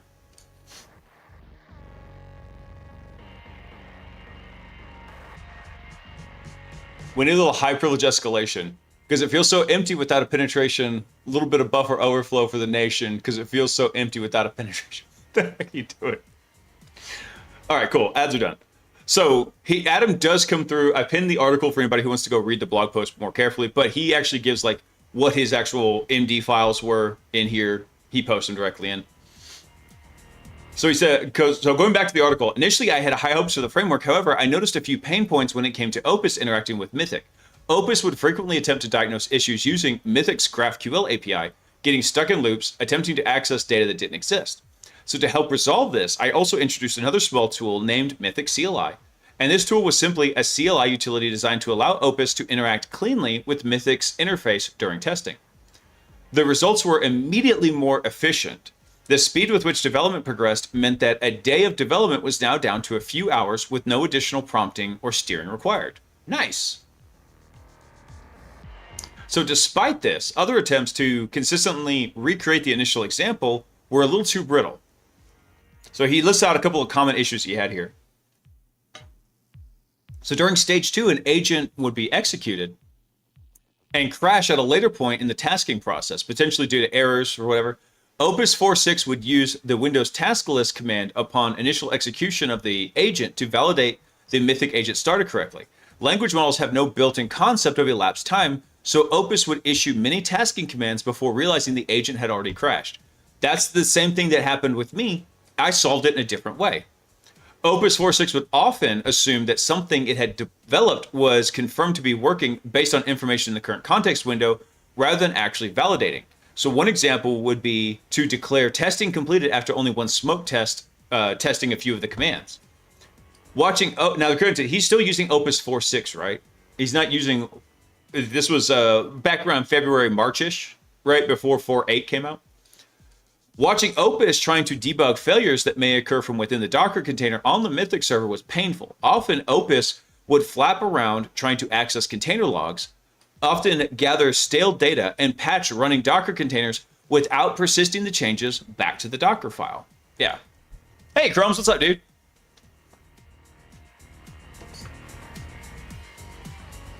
Oh, you're heading back to DEF CON this year? Dude, unfortunately, I am not going to be out at DEF CON this year. I was trying to kind of make it work, but I actually did apply to go to Offensive AI Con. That's going to be in San Diego. I think it's in... When is that? Let's see. I think that's in September. Offensive AI Con. Let me see. When is this going to be? Let me see. Oh, no, it's in October. October 4th through the 7th in San Diego. So I did apply for that. It's invite only. But I know the Dreadnought guys, and I've kind of got a little bit of a hookup, so I'll probably be able to make it out there. I hope. Be nice, too. Magic Rock badge year, so I'm keen as a bean. Nice. Dude, one of the last times that I went, not the last time, but one of the times I went, it was when they had that really cool circular, like, quartz style badge with the circuit board stuck to it. I loved that badge. And then on the very freaking last day of the conference, I dropped it. I think it slipped out of my bag or something and fell onto some granite floor tiling in the hotel and just, I'm like, no. I watched it in slow motion. No. Oh, bro, I was so sad.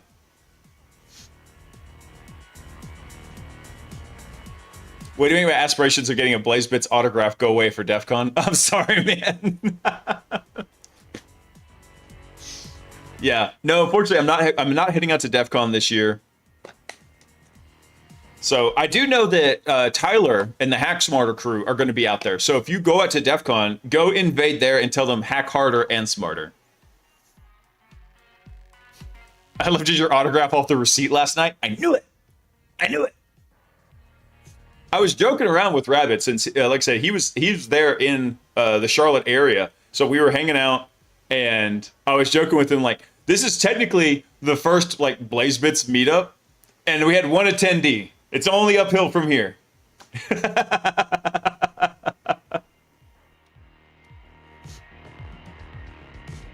All right, let's go back to the article here real quick, because I've got a bunch more articles up here queued up. All right, so then Adam moves on to improving the feedback loop. Beard game was strong. Dude, I try, man. Take care of my beard. So the tiered testing and harness improvements were certainly encouraging, with functioning agents now being created, but I needed somehow to feed additional information to Opus that was missing during its debugging stage. Specifically, I needed to surface debugging for standard out and error from the Windows host during process execution, allow Opus to easily verify when a process had terminated, allowing checks to be performed on agent stability. Oh, I know. Okay, yeah. So Adam was doing this before I created the Mythic MCP server. So whenever I was working on developing a new tool for Mythic, I had the MCP server. And so my part in there was real simple. If something wasn't firing, it had an instruction to go check when was the last check-in. And I had an instruction in there that told it. The callback interval for this is 1 second. But for testing purposes, check-ins could be delayed. So you are to consider any callback that is more than 3 minutes old as dead. And that would allow the agent to automatically just make a live dead determination, and then it would go spawn a new one and then just continue testing. The beard was not as red. I need to go fix the camera. I know. Dude, I think I had a new YouTube video pop out today. I rescheduled it. It was originally scheduled for Wednesday night. And then I watched it in my hotel room on the TV there, and I realized how bad the color correction was. So I pulled that video down, recolor corrected it, and then sent it back up. Hopefully it's better. I'm not going to go recolor correct it again. But yeah, for some reason, something I did in OBS has made everything like very, very red. So like my beard, I hate to break it to you, it is not this red in real life. There's a lot more gray in it. So no, I'll fix the color grading in there. It's just one of those things about content creation you just don't know is like really a thing until you're like getting into it. It's like, why are the reds so red? Anyway, so going back to the article, something else that Adam did was creating a separate QA stage. Now had no prior knowledge of the agent development process.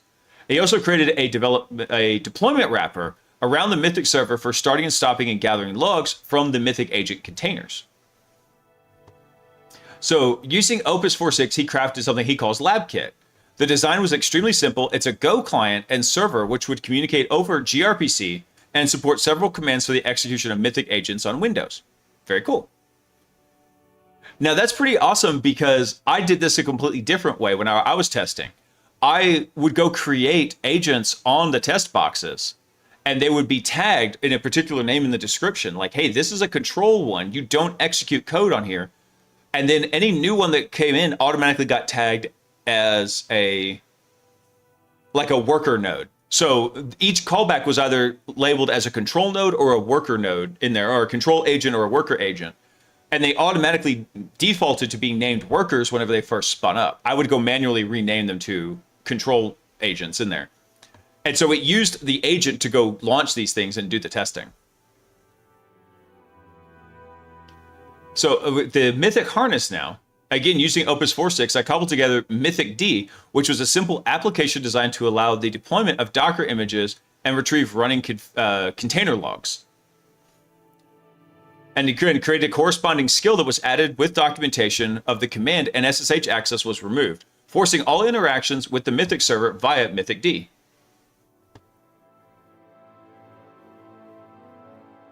Yeah, Gumby, that was the badge, man.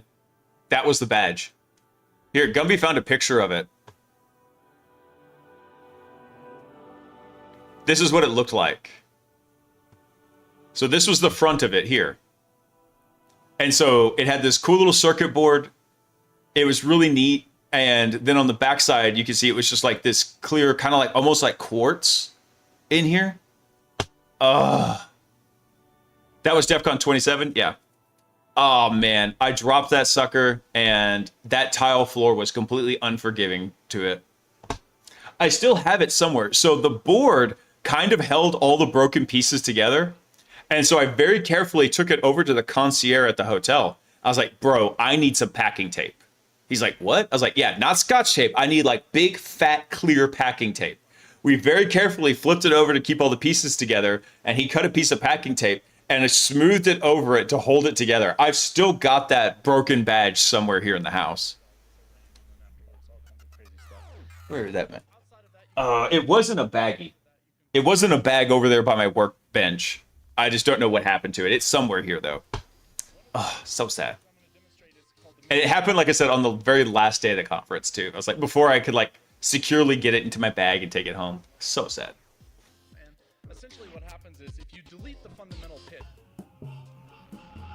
So then, let's go back to where Adam was doing. The last thing he did was he created a sub-agent as, like, a tier 3 test.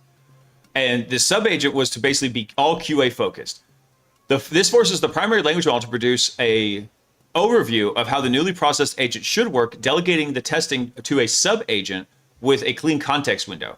So the sub-agent is then tasked to read the brief on the new agent, perform testing, and produce a pass-fail status. If a fail was returned to the primary agent, modification would be made by the QA sub-agent and then re-invoked. So he's got a couple of small agents he's working with here, basically working together back and forth. So the result was everything vastly improved, although the development time increased slightly, averaging just over 2 hours due to the repeated checks and QA fixes. The generated results were certainly worth the additional time. So for anyone that has worked with me, they know how excited I can be when I find my latest obsession. And honestly, agents being produced out of thin air was an amazing feeling. So I tried multiple variations of languages, each one working as it was delivered by the language model. So then he created one called Nemo in C#. He created one called Voidwalker in Rust using this method. That's awesome. So don't get me wrong, the agents were basic and supported just enough functionality to be a useful stage 0, but the generation of a single-use throwaway agent was a capability that was just never had before. Additionally, the Oracle harness now provided me with controlled environments where I could see how later models would perform. So then he gets access to GPT-5.4 Cyber. So you may have seen recently that Spectre Ops has been provided access to the GPT Cyber models as part of the Trusted Access for Cyber scheme. This means that we now have access to the cyber range of models, including GPT-5.4, which offers similar functionality to 5.4 without the pesky guardrails. So as soon as this was available, I wanted to explore how capable this model was. It also provided the perfect opportunity to understand if the harness that I was working with would be portable beyond Claude Code. So he had to go through and do a little bit of porting here. He had to go move his Claude MD over to agents, his .claude directory to .codex, and the QA subagents had to be modified into codex's TOML format. But once that was done, he set it off to run with X-high reasoning, and after the first attempt, created a new agent called Trinity. What caught me off guard was that GPT-5.4 Cyber actually generated a new logo for the agent as well. As this first run unfortunately didn't come with logging enabled, I'm not exactly sure where the logo came from. So again, the testing was completed with commands being tested and working end to end.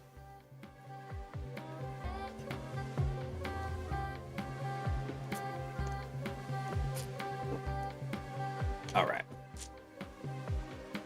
So then along came GPT-5.5 Cyber. So as wrapping up this blog post, we were fortunate enough to gain access to the 5.5 Cyber Preview. I couldn't resist one final set of benchmarks against the model to really solidify the concept. So using the same Oracle harness, I built out 5 agents, each one taking between 1.5 to 2 hours to build. The language didn't seem to impede any progress, with the following generated with ease. So he created one in Python, Go, Zig, C#, and Rust. No Nim, Adam? I'm disappointed. Everyone knows that Nim is the god tier for agent implants. And then he goes on to say, like, basically, hey, where are we going from here? We know that we have the ability to craft new agents in any language with a simple prompt in a very short period of time. So for defenders, this means that those static signatures or YARA rules focus on implant detection are becoming vastly outdated, more so than they've ever been. This capability exists today, and we know that real bad guys are also using this technology to achieve similar discardable tooling. We've also been experimenting with evasion, taking implants from a basic stage 0 functionality to full implant design. How we're doing this will form the next blog post in the series, and so I wish I had the kind of answers on how to handle the upcoming storm that's quickly approaching, but unfortunately, we're kind of building the plane while flying it, which means experimentation and publication of findings early is essential to allow building practices that can help defenders. And that's true, we are really just building the plane while flying it. That's the absolute best example there. I only hear about NIM from penetration testers. Dude, unfortunately, so the developer of NIM came through and said, could you please not write malware with this? And then everybody's like, well, hell, now I'm going to write malware with it. And NIM got such a toxic reputation because that even a simple like hello world binary in NIM was getting flagged by EDRs. They just started completely associating NIM bad. Oh, it's too funny. So, yeah, like I said, I'm working on an associated, roughly, blog post to that is going to go over a different tool that I was developing, but a lot of the very same, like, issues that came up there. So it's going to be like another development diary, like, hey, here's where I took this idea and implemented it, and then here's how we made it reproducible and robust. He just did a hello world. Get him! That's right. All right. So breaking back into a little bit of the smaller news topics, confidential documents of Apple and Tesla have been leaked. So this was on the 22nd. So this was about 3 days ago. Tata Electronics, which builds around a third of Apple's iPhones in India, has confirmed a cyber attack after the extortion group WorldLeaks posted what it claims are confidential Apple and Tesla files, more than 204,000 documents totaling 630 gigs. So we reviewed the leak. The files carry Apple's confidential and proprietary footers and Tesla trade secret markings, and include iPhone circuit board inspection specs, factory data, and employee passport scans. Oh no. I wish I could say I'm surprised about this, but there's actually been times when I'm on a penetration test and I have found entire network shares that had like all of the ID scans for the employees. Ugh. Data handling, people. There's tons of emails as well, plus files belonging to other Tata Electronics customers. Tata says operations were unaffected and has received a ransom demand. So the Tor website of the threat actor WorldLeaks had the Tata Electronics stuff listed here. Tata. That's not what I think of when I think of Tatas. Just saying. Let's see. There was a new little piece of research here also. This is from InfoGuard Labs. A new technique they call Ghost Sender. So this is a universal email spoofing against Exchange Online.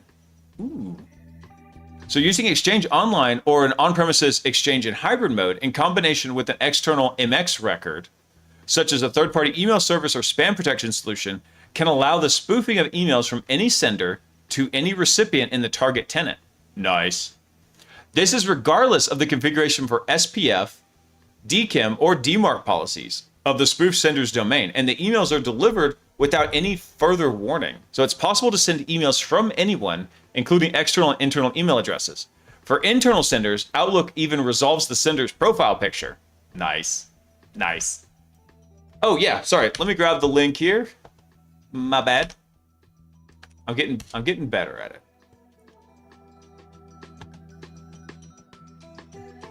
We're going to look back on this time when humans still remember what secrets were a real thing. Yeah. I know, right? It's It's wild. There's no more secrets anymore. Let me pin that real quick. There we go. All right. So going back to the article here, they say our research indicates that a widespread and semantic misconfiguration, and based on a preliminary analysis at the time of writing, under half the environments with an external MX record have a mitigation applied. So of the scanned bug bounty domains, over 20% of the ones using Exchange Online appear to be vulnerable. So, I mean, not an inconsequential amount. So based on information provided by Microsoft support, this issue or an adjacent one appears to be actively being abused. This is also reflected by the fact that Microsoft deployed and then rolled back a mitigation to the internal spoofing attack. So during an engagement, we noticed that by sending emails directly to Exchange Online and bypassing the customer's email filter solution specified in the MX record, we could deliver arbitrary emails from any sender straight to the user's inbox. This was the case for both internal and external senders, and regardless of sending domains. Not worried about, like I said, no SPF, DKIM, and DMARC had no effect on it. Further research revealed this was not an isolated incident, and there's no known clear indicator or warning in any security dashboard or configuration analyzer that a domain can be vulnerable. So for the vulnerable organizations, it becomes possible to spoof emails from arbitrary senders. So sending fake bills from like billing at Microsoft, or conducting phishing campaigns or CEO fraud. We talked about that earlier. Conducting phishing campaigns with arbitrary external senders. That's wild. So there's a lot of ways of configuring Exchange Online in combination with other on-premises email filtering solutions. As it turns out, only very few and somewhat unintuitive configurations appear to be secure. All others result in the tenant being vulnerable to ghost sender. And this allows an attacker to deliver email to those inboxes from any domain. While parts of Microsoft documentation and specific blog posts do discuss the secure configurations, the security impact is sparsely mentioned, and our analysis shows that the majority of cases, no mitigations are applied. Furthermore, no security or recommendation dashboard provided by Microsoft provides any warning this may be a problem.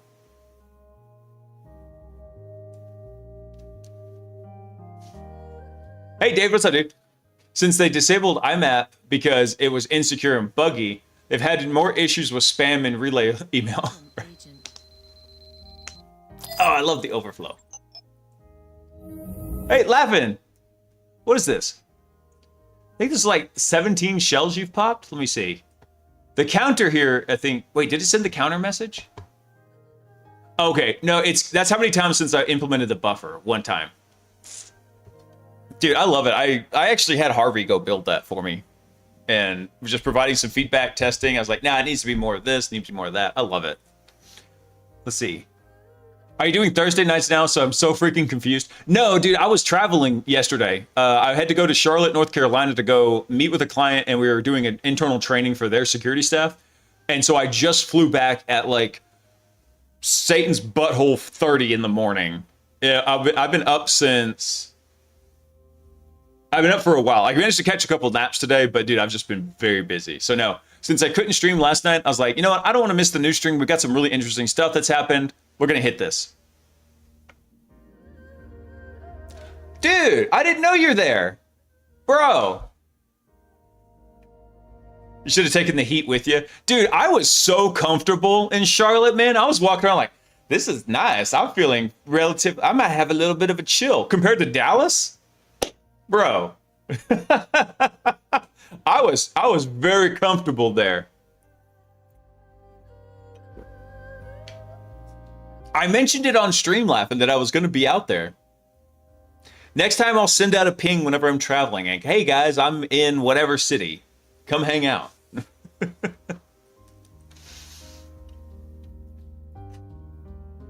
Let's see. Here, let's take a look. Let's go back to the article here. So they're basically saying, hey, there's no security recommendation or dashboard provided by Microsoft that could show that this is going to be a problem. An example of this could be the following listing. So it shows an email received from no reply at Microsoft.com, despite Microsoft.com having perfectly configured email policies, right? The header also clearly shows the SPF, DKIM, and DMARC checks fail, and the action was O reject is supposedly applied. Regardless, the message is delivered straight to the inbox without any further warning. So the only way to determine if this was actually spoofed in here was to go check the email headers. So from a technical perspective, Exchange Online by default accepts any incoming emails as if the external MX record is used, regardless of the status of the SPF, DKIM, or DMARC. Bruh. That's bad. Just delivers it anyway. Hey, Peaches. You already went out. No, I'm not letting you back out more. No, you already went out. Hang on one sec, guys. No.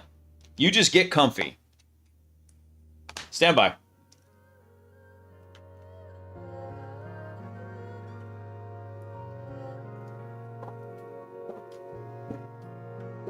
I'm not pooping. I'm right here.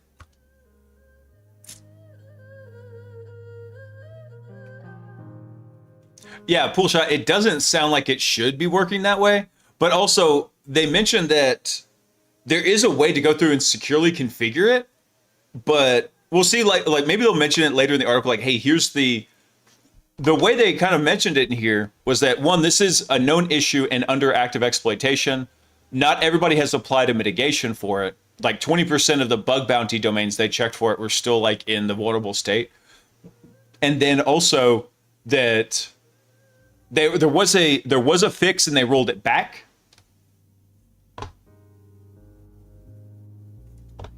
Sorry, got distracted.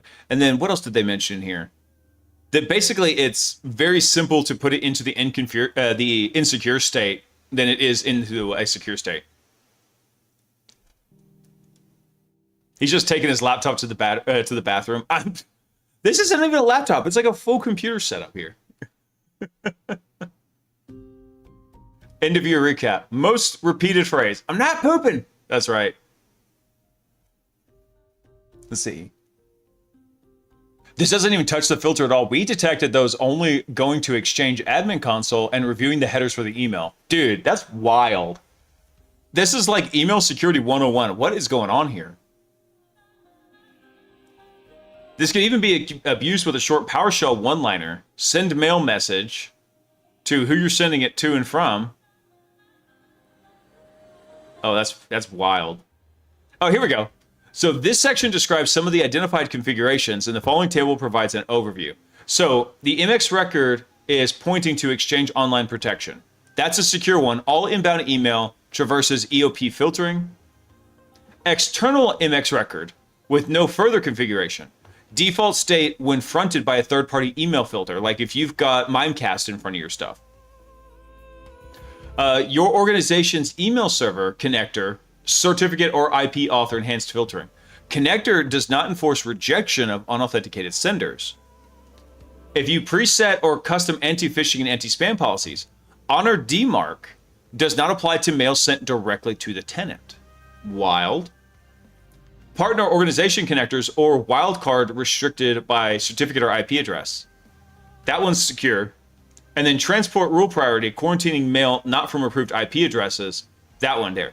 And I've seen this before. I've done this on phishing campaigns where like I had clients that they had their external MX records pointing to something like Mimecast, but they could still accept internal emails. They weren't filtering it from non-Mimecast IP addresses, and so we would just walk right past the email filter.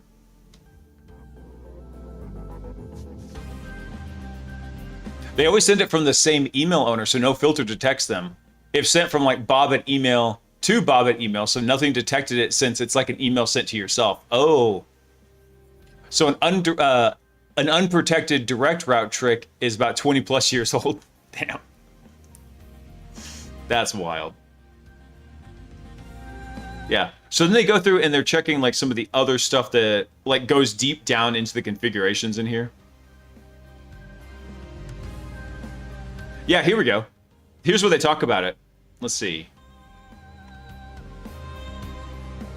So as you can see in this following screenshot, arbitrary emails are sent and delivered straight to the user's inbox in this situation, which I think was, like you were just talking about, direct send. Do I need to create an inbound connector for on-premises types? Let's see, I'm using a third-party filtering service to filter emails. Do I need to create an inbound connector for on-premises types? Yeah, so they're getting down into like the nitty-gritty of the actual configurations in there. I'm not going to cover those because honestly, that's why I work at Red Team. I don't want to.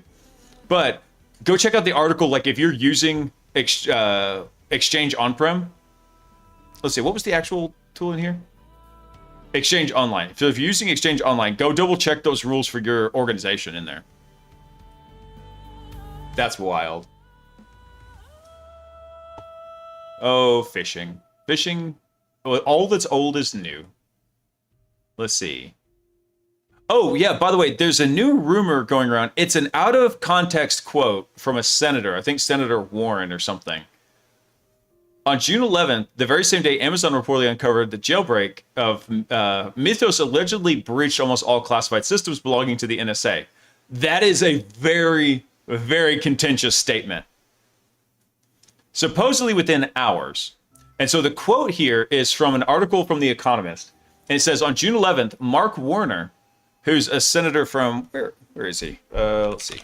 Senator Mark Warner.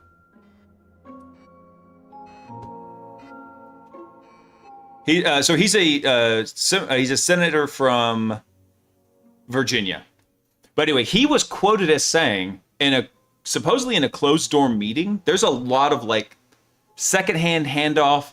The journalistic integrity seems to be right, but it's almost like a game of telephone where the national security guys briefed the subcommittee that he's in charge of, that's in charge of security, and that was a closed door meeting, and then he was caught saying that this was his interpretation of it. Complete tech noobs making rules on advanced topics. I don't even know if they're tech noobs. I don't know if they've even risen to the level of noob, monkey, honestly. But anyway, so on June 11th, Mark Warner, the vice chair of the Senate Intelligence Committee, said that General Joshua Rudd, who leads the National Security Agency and the Pentagon Cyber Command, had told him that Mythos, quote, this is the quote from Warren, not the quote from the general, broke into almost all our classified systems, not in weeks, but in hours. And there's no context around this quote, right? This is a quote from Warren, as I understand it, not from what the general said. So then there's another follow-up article in here. Anthropic's Mythos AI model reportedly breached NSA classified systems in hours. Now, as far as I know, I think this is a derivative article also, because the only one who had this report was the original author of that article from The Economist. And even he said, yeah, this should not be taken at face value. Hang on, let me see if I can find that real quick. Let's see. Stand by, let me see that. Find the treat will be.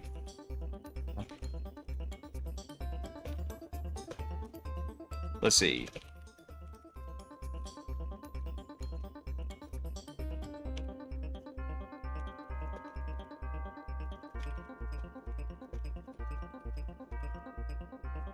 Let me see if I can find that real quick. So I can show you exactly what the author of the article actually said. They're gonna start circle citing each other. Yeah, exactly. What's that, like the source Ouroboros, right?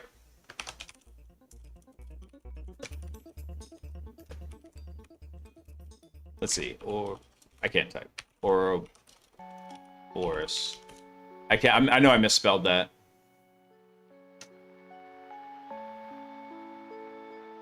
Where's it from? Hang on. There's a really good one in here. From the good old XKCD. Cytogenesis. There we go. Step 1. Through a convoluted process, a user's brain generates a fact. These are typed into Wikipedia. The scroll lock key was designed by future Energy Secretary Steve Chu in a college project. A rushed writer checks Wikipedia for a summary on the subject. Boom. Step 3. Surprised readers check Wikipedia, see the claim, and flag it for review. A passing editor finds the piece and adds it as a citation. So now they're citing this article as citation for it. So we end up with this like cytogenesis Ouroboros happening here, where like they just self-replicate.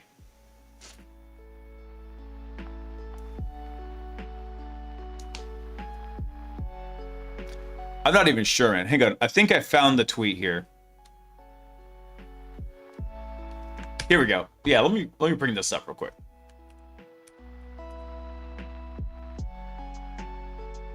So this is the actual author of the article right here. This now widely circulated claim is based on a line I wrote last week in The Economist. I accurately quoted Mark Warner, the vice chair of the Senate Intelligence Committee, saying the NSA chief had told him that Mythos did this. But it would be a mistake to read that literally, I think. It surely depends on using Mythos alongside other tools under very particular conditions. I quoted it to give a sense of Mythos' potency, but it was a mistake not to have added caveats. Right. So what you've got here is a game of telephone. Senator Warner was briefed as part of in a closed-door session by this, and during the Senate Intelligence Committee, by the general, summarized it in his brain, and then spit out this idea that here's what I think he said about Mythos. That's what you're hearing. It's a game of telephone that we have no real deep first-party accounting of, right? Closed-door sessions, I don't know if they ever publish the transcripts for those. And from what I was reading, even if they do, they're usually delayed by, at best, weeks or at worst, months to publish those transcripts. So this is all kind of coming up to be really weird. Let's see. We'll give this one a quick read. This is from Cybersecurity News, and they do an okay job. Let's see. So Anthropic's flagship Mythos AI model reportedly infiltrated nearly all the national security agents' classified systems within a few hours during an authorized red team evaluation on June 11th. Now, there's a big caveat to this that someone very accurately pointed out, that in order to do this, Mythos would have had to have obtained a driver's license and driven to the air-gapped systems and then infiltrated them. And Mythos is not over the driving age, so it could not have gotten a driver's license. There we go.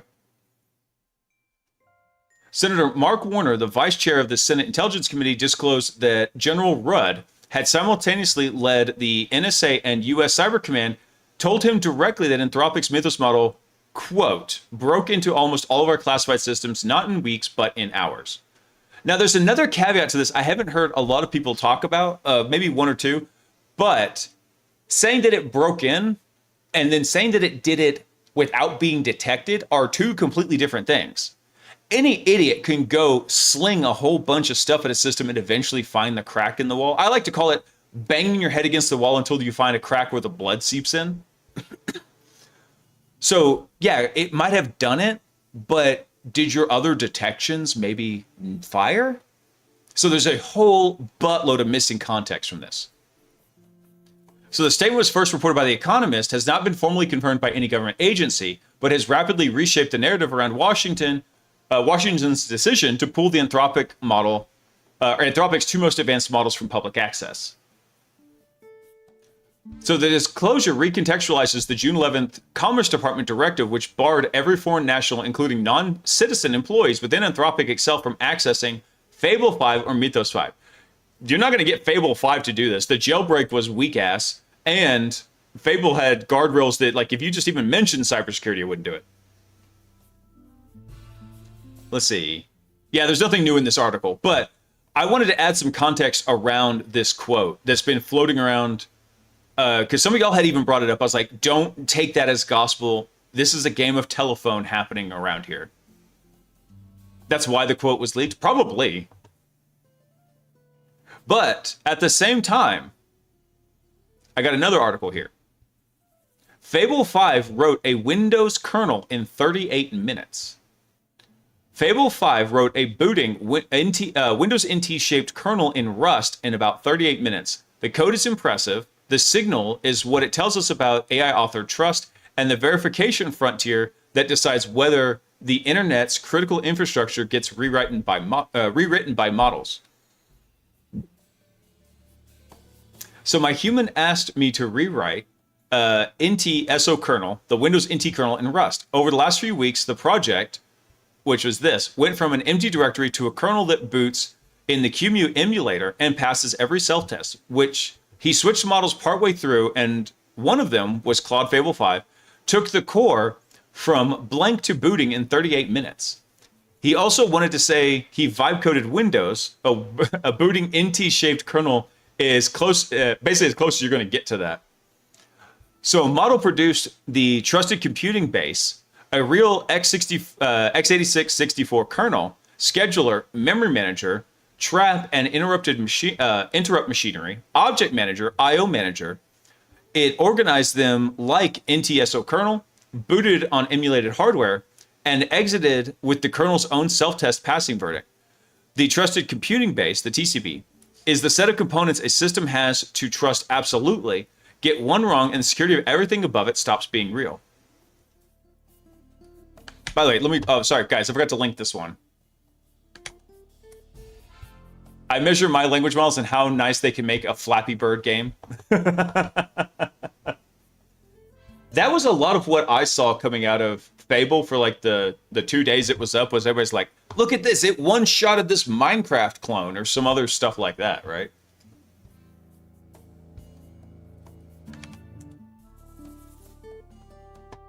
Sorry, by the way, for anybody over in Kick, I just realized that for some reason the chat system was not propagating the links. I just dropped it in there for y'all as well. So a model produced the trusted computing base. Oh, we already talked about that. Let's see.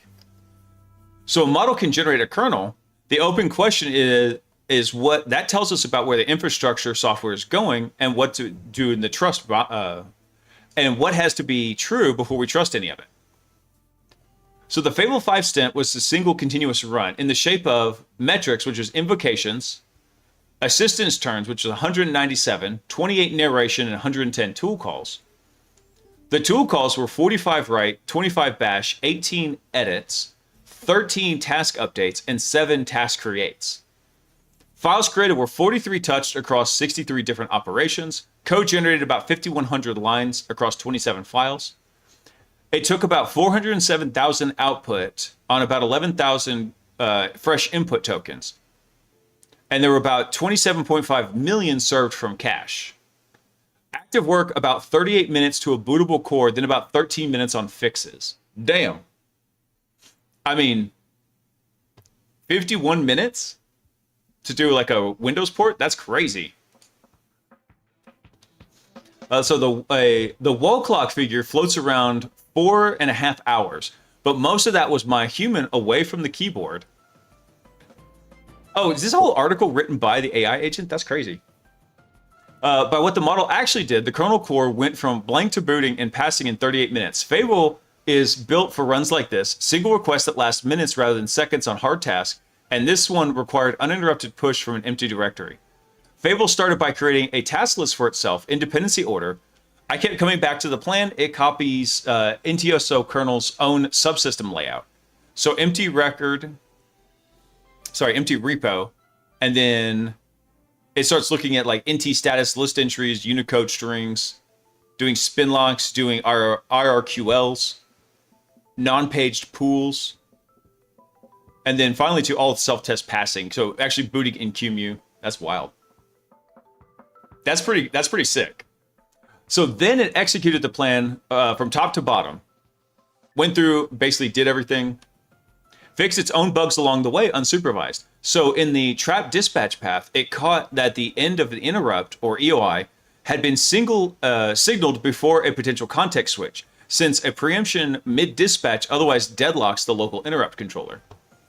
The host test run came back at 11 of 12. The RRQL, which is the interrupt requester, emulation used a single global atomic share across test threads. Fable reasoned it had to be per thread, like a real per CPU task priority register, and fixed it with a thread local. So then 12 out of 12 were passing. It verified the release build boots too, noting that link time optimization can expose latent undefined behaviors in low-level code. It cleared 2 function cast warnings and a stray attribute left in the main file.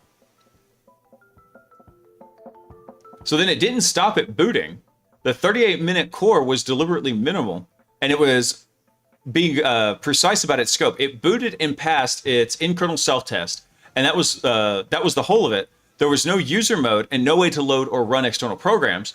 The thread scheduler and dispatcher it built existed to drive the kernel's own self-test, not to run software. So it was a nano-minimal NT-shaped kernel, not yet a system that could basically anything could run on yet. It also didn't stop there, though. Over the following days, the same project grew into something far more capable. It gained the ability to load unmodified Windows kernel drivers, PE binaries built for Windows with Microsoft's own toolchain and bound against real NT kernel export services, exercising the timer, deferred procedure calls. Damn, that's wild. Let's see. It then went through a NT or PE loader, a user mode boundary, dynamic linking layer that binds each layer's import to handwritten kernel shims by name. Let's see. SMMP and SMMap guards, which are supervisor mode and access preventions. A RAM file system, a registry, a process primitive. That's wild. Yeah. Drivers leaning on the kernel. Let's see. Fable 5 emitted 59 thinking blocks during this stint, and all 59 came back empty. On this model, thinking is always on. Asking for it to be turned off is rejected outright, and the raw chain of thought is never returned. Only opt-in summaries of it, so I can't show you the reasoning itself. Okay, that makes sense. Because if you think about it, those thinking tokens really are like the bread and butter of what the model's doing in the backend. So even OpenAI restricts the thinking tokens. They encrypt them and then decrypt them once they get back onto the server. So whenever you look at it, all you see is like a base64 encrypted string in there. I'm sorry, let me rephrase that. What you're getting is encrypted data in a base64 representation in the conversation. When that gets sent back up to there, then they go bring it back down and they decode it. So the strongest evidence sits in the core commits, which explain why and not just what. On the global descriptor table, Fable wrote the NT selector layout. So ordering of these bytes is not arbitrary. x86 syscall requires user 32 code, user data, user 64 code to be consecutive selectors starting at this range here. NT's layout is designed around that. By adopting it, we get syscall support for free later. Damn. And so in the match the segmentation layout of NT, at the layer where the hardware pins it, and the syscall path becomes a future bolt-on instead of a redesign. So that's wild. And then they go and say they did do some security work, but they had Opus to do that because Fable would just outright refuse. Fable did perform from scratch scaffolding bursts. The long security adjacent bring up described above. The other 97% of the turns ran on Opus 4.8. So by turns, that's a 3 to 97 split. By code volume, it's 38 minutes core Fable wrote about 5,200 lines, almost all fresh. A near pure greenfield burst of roughly 130 lines a minute while it worked. Opus, over 8 days, wrote about 7,400 lines of new files and then reshaped the code base through about almost 1,300 edits. So any of the security work they had to go, they were either automatically downgraded to Opus or they manually downgraded to it. But yeah. So then he comes up to say the bottleneck was the verification. So the internet's critical infrastructure is old C. It stays old C because rewriting a TCP costs a fortune and carries real risk. The memory safety bugs that dominate OS CVEs are language failures. Rust retires that class. Rust never retires the cost of the rewrite. A model changes that. An AI of authored kernel in Rust is a double lever, a language that removes the bug class and an author that removes the human cost bottleneck. Pretty much. That's kind of wild. So, yeah, if you're really into kernel development, go check that out because it's kind of wild in there. Let's see. Oh, here's one from Bobby. He sent this one. Payout King's ransomware initial access broker deploys a new execution, like edge execution malware. See if I can. These left aligns piss me off. Let's see. So Zscaler's threat labs have been monitoring ransomware operations that align with tactics previously employed by an initial access broker affiliated with Payout King's ransomware. In recent attacks, the threat actor leveraged social engineering tactics paired with an innovative malware delivery mechanism. The techniques utilize a malicious Microsoft Edge browser extension that exploits the Chrome native messaging protocol to interact with the host native applications beyond the confines of the browser sandbox. So by abusing this interface, the attackers gain direct host access, enabling them to manipulate the local file system, launch processes, and execute arbitrary code of compromised hosts. So we've dubbed this web browser-based malware Edgecution. Edgecution instead of execution. Edgecution. That's funny. This blog provides an in-depth technical analysis.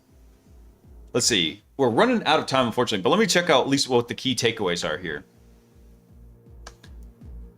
So an initial access broker with ties to PayoutKick's ransomware is deploying Edgecution, a malicious Microsoft Edge browser extension which enables the threat actor to establish a foothold in the victim's environment. The Microsoft Edge extension abuses the Chrome native messaging protocol to bypass the browser's sandbox security controls that normally limit access to the host environment. Edgecution has two components to it: a Microsoft Edge browser extension that beacons to the command and control server and relays host-based commands to a Python-based backdoor. The Python-based backdoor implements the primary malicious functionality, which can collect system information, provide file system access, or execute arbitrary code. Edgecution, such a weird name. I get the name, but it's hard to say. Edgecution will be invisible to a user since it loads the extension in a headless Microsoft Edge browser. Wouldn't that be something that would be kind of easy to detect, though? Couldn't you detect that, hey, we have a headless browser running in the background? All right, I'm curious about how was the initial access happening here. So these attacks typically start via social engineering through a Microsoft Teams message impersonating the company's IT staff. The unsuspecting victim is informed that they need a spam filter update and shown a fake Microsoft website. Oh, that's so dumb. It's dumb enough to work. Updates we need. So it has a whole bunch of update packs listed here. So these buttons shown above perform the following actions. They download an obfuscated auto hotkey script that is used to set up and deploy the malware. Why is it always auto hotkey? How do these guys come up with this stuff? Like, hey, we've got like this really cool implant and we're going to deliver it from auto freaking hotkey.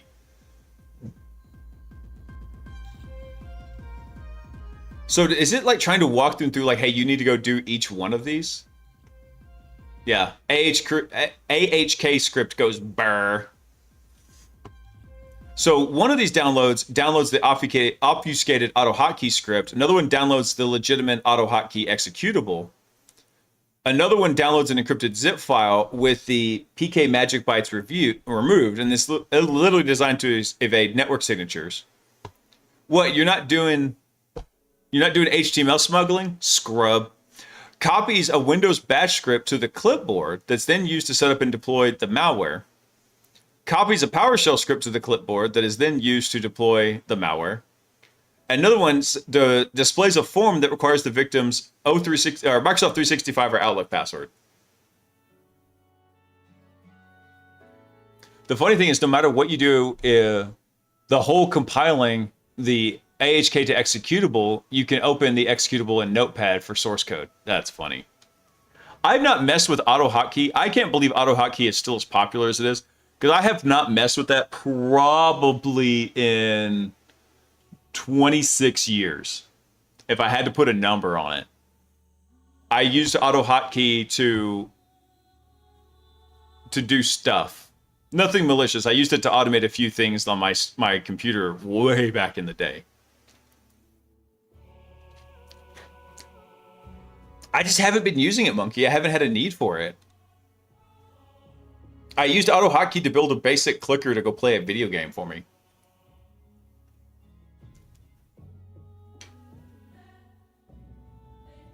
Auto hotkey is what I used for auto fishing in Minecraft. Dude, that's funny. That was essentially kind of like what I was doing with it back in the day, Potion. When I was about your age, I was using it to like do a basic clicker grind macro in video games.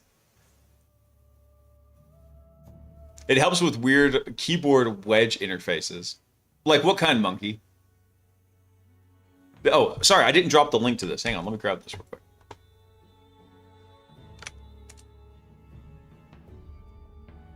And then let me drop it for the folks over on Kick, if there are any, because it looks like the Kick stream is dying. Hang on, let me restart it real fast.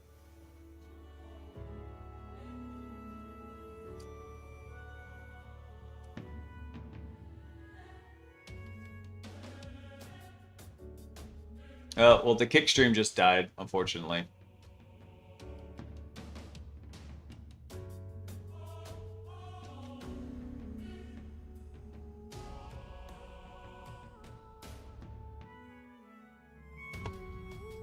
Stand by. Let me see if I can get it back on real quick.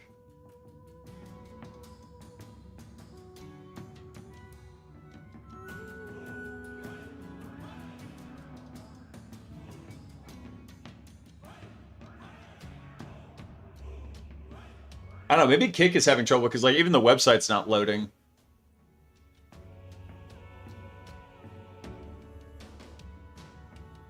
Let me see something here.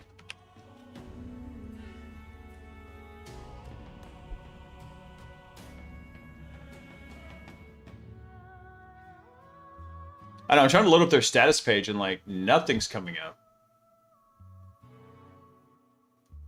Let's see. Yeah, they're investigating degraded functionality. Hold on, no, that was June 21st. So, yeah, I'm not sure what's going on with it.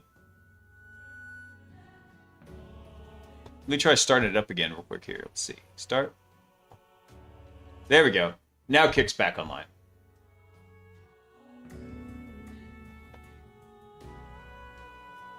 Yeah, well, because I couldn't get OBS to reconnect to it. It should be back up now.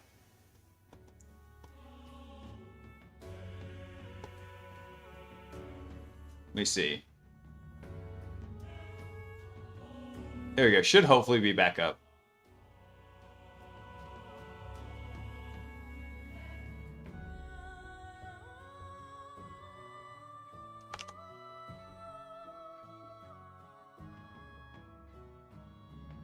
Yeah, I'm not sure what's going on with it. It's acting weird. I see pull shot in there. All right, I apologize for the guys over in Kick. I'll fix that, unfortunately, after the stream, because we're just about done for tonight.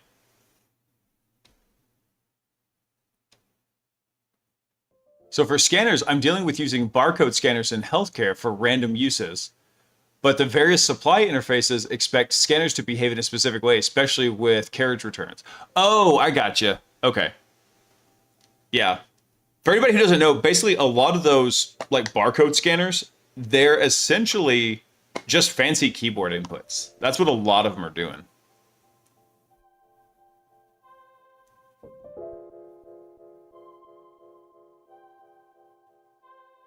That's kind of wild. I like the idea of it, but man, they broke all the magic with it. Like, we're just using auto hotkey.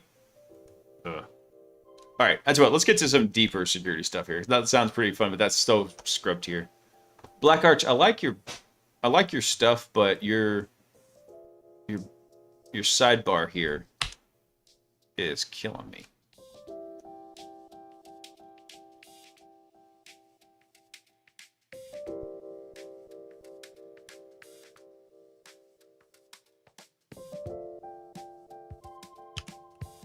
See if I can get that to work. Will that work? No, damn it. Oh well. I was hoping for a quick fix on it. Let's see. So this one's called One Bool, 6 Shells, AMZ's design problem. So if you don't know what AMZ is, real quick, everybody, that's the anti-malware scan interface. It's Microsoft's way to like look deep into what's happening around PowerShell, C#, .NET, stuff like that.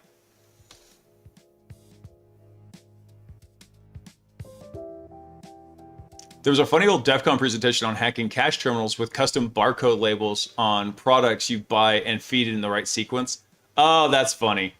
Yeah, I had a guy in the local DEF CON group, or maybe it was the Dallas Hacker Association. He made a tool for that. I think he called it Bark Owned.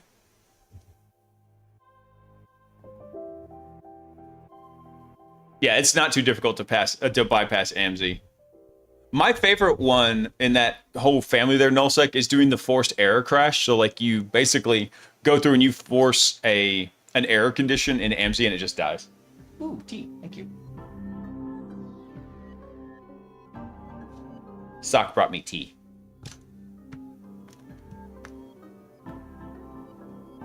Awesome. I do love this mug that the kids got me.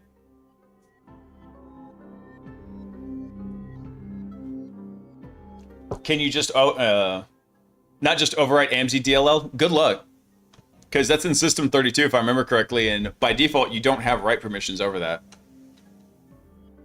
But let's take a look at what Black Archer was going through. So the Windows anti-malware scan interface is a bridge between script execution engines and installed AV products. This post documents some of the bypass techniques that matter for an attacker wanting to run a payload via like invoke expression or the equivalent. 6 confirmed techniques, each proven with a live reverse shell as end-to-end evidence with Windows Defender real-time protection enabled throughout. So partial bypass techniques that affect only a direct call like scan content, but not call generated by invoke expression, or that disable only one of the 2 scan paths in PowerShell 7 are explicitly excluded. If it does not let a reverse shell through, it's not in this post. Nice.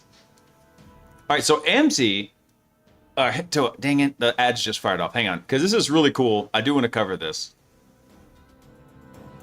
Yeah, hold on. Let me double check something real quick. Since you asked, let's see.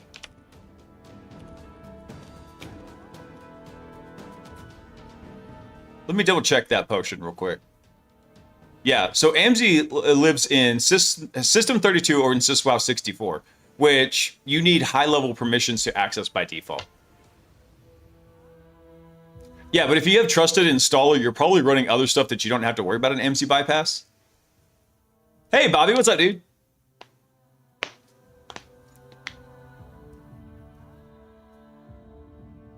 Yeah. If you've got trusted installer, you're probably not worried so much about AMZ. AMZ comes into play when you're trying to do malicious PowerShell or you're trying to do malicious like C# or .NET.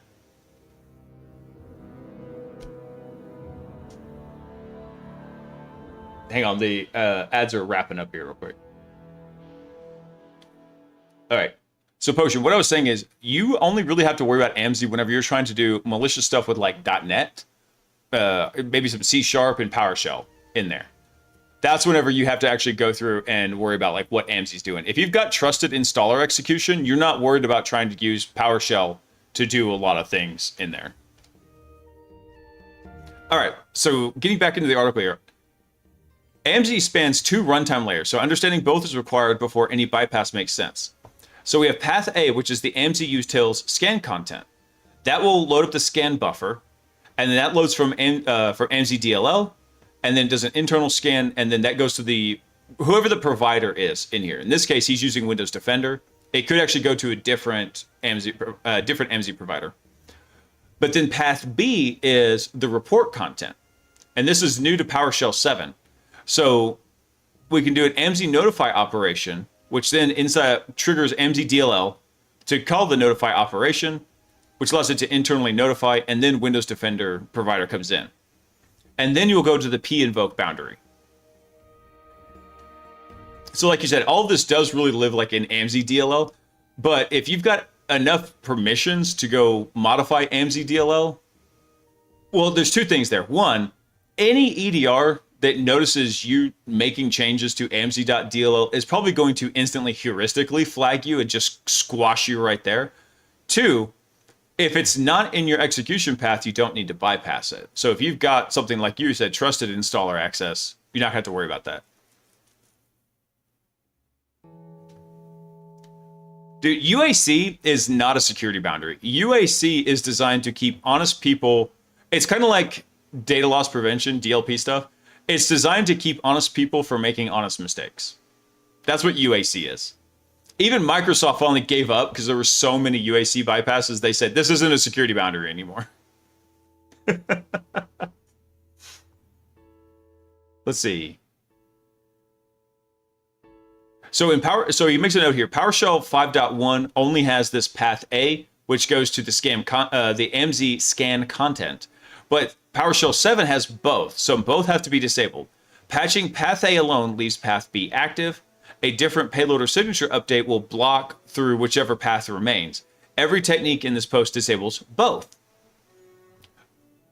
So the AMZ scan buffer applies 6 null pointer guards before dispatching to Windows Defender. Any guard that fires a return of invalid darg. The managed wrapper treats all non-success results as not detected. So it's a fail open design in here. So this is the design characteristic that makes guard manipulation a viable bypass class. Nice. Let's see. So every bypass here is a consequence of one architectural fact. The MZ scan buffer and the code it's scanned, or it's supposed to scan, run inside the same process, the same application domain, and the same common language runtime instance. So code executing in the process is co-privileged with the scanner. There's no privilege boundary between the two of them.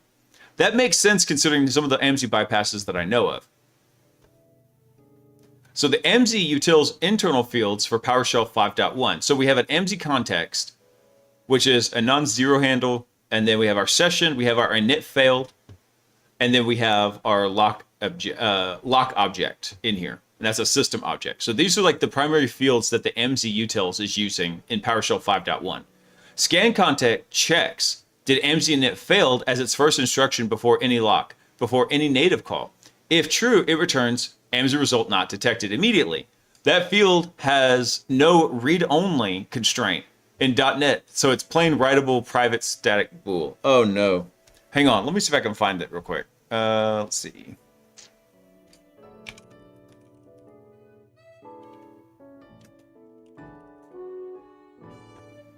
Yeah, that's it. No, this isn't the one I was thinking about. MZ, hang on.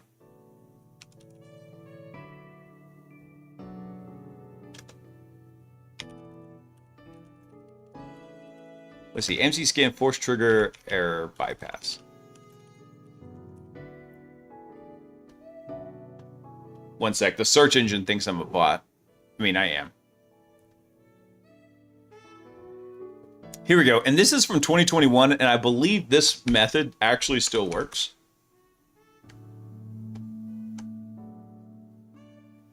Let's see if I can find it in here. So PowerShell downgrade was one of them, base 64 encoding. That one doesn't really work. Hooking, I don't know if that one still works or not.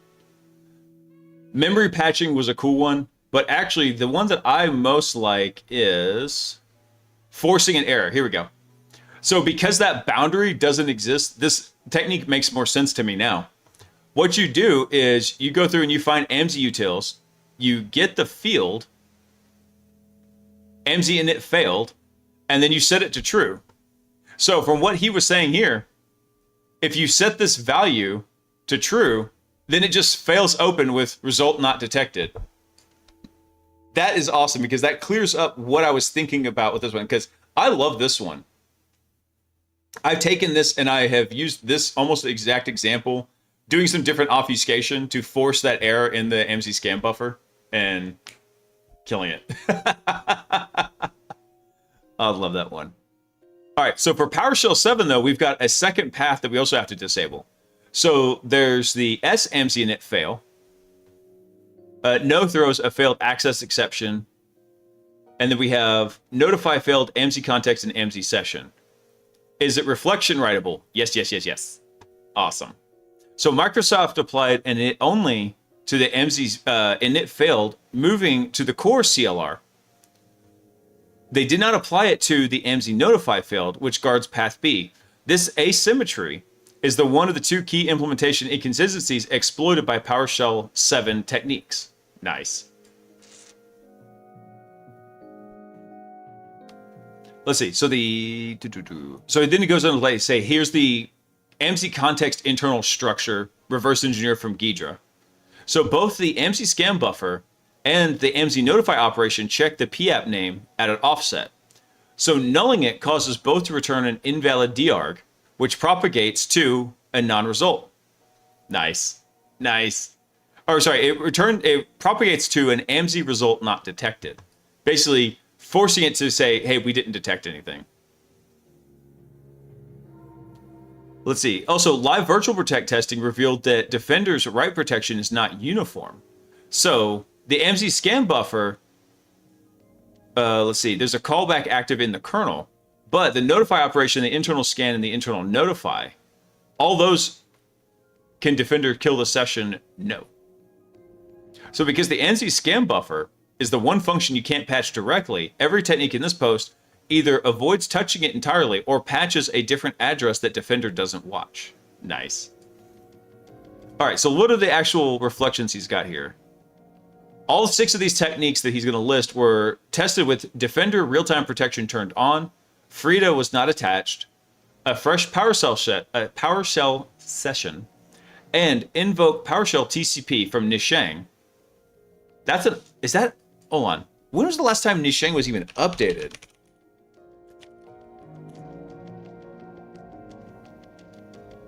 Let me check here on GitHub real quick. Dang. So he had a 3-year-old, basically a PowerShell payload, executing with this method. Damn, that's old. 3 years is like 35 in dog years.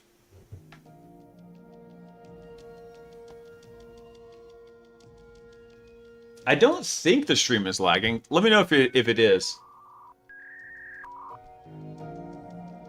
Hey, Custom Pin, thanks for coming online, man. Welcome in. Hold on, I just had it up though. Nisheng says the last commit, which was, okay, granted, that was an update to the README. Okay, so the last like real commit happened in 2021. So this is technically more like 5 years old, right? Good on the Twitch side? Okay, cool. Yeah. I'm talking about like when was the last update to it, Monkey? Yeah. I hate whenever like you can't tell if it's a problem on my system or not. That sucks. All right, so what's the first bypass that he came with? Direct field reflection. So this works on PowerShell 5.1. It disables both passes in a single guard. So the MZ init fail is a plain writable private static Boolean value in the .NET framework. Setting it as true causes the scan buffer to short circuit on first instruction with no lock acquired and no native calls. So the bypass is session persistent. Every subsequent invoke expression call to this causes that AMSI result not detected. Yeah. And so if we look at this right here, we say, hey, this is reflection, binding flags, non-public and static. And then he comes through and says, hey, get the assembly type for the AMSI scan util, get field for AMSI init failed, and write it true. This is almost the exact same technique I just showed you from that AMSI bypass methods blog post from 2021.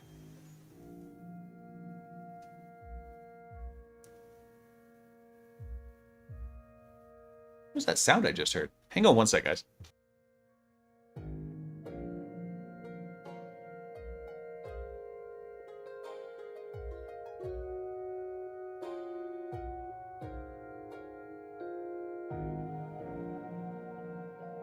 I'm not pooping, damn it.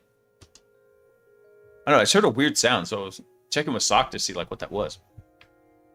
Let's see. So first method is basically forcing it to not work.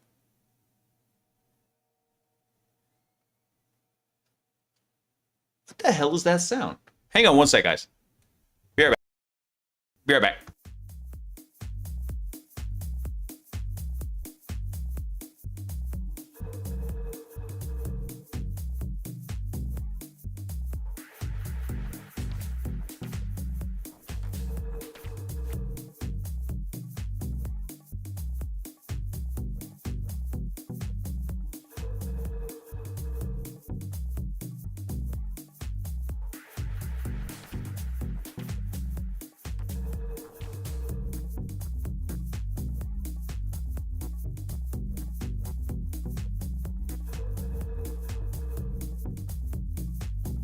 All right, I'm back.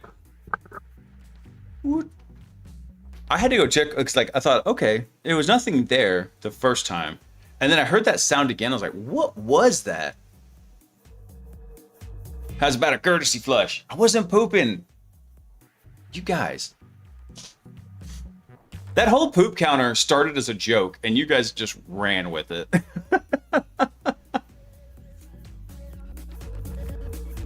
All right, so first one is basically forcing an error over in the scan buffer. Basically telling that the AMSI init failed. Yes, I can't believe that still works. All right, bypass number 2 is ETW suppression and field chain reflection. So this technique adds ETW telemetry suppression before applying bypass.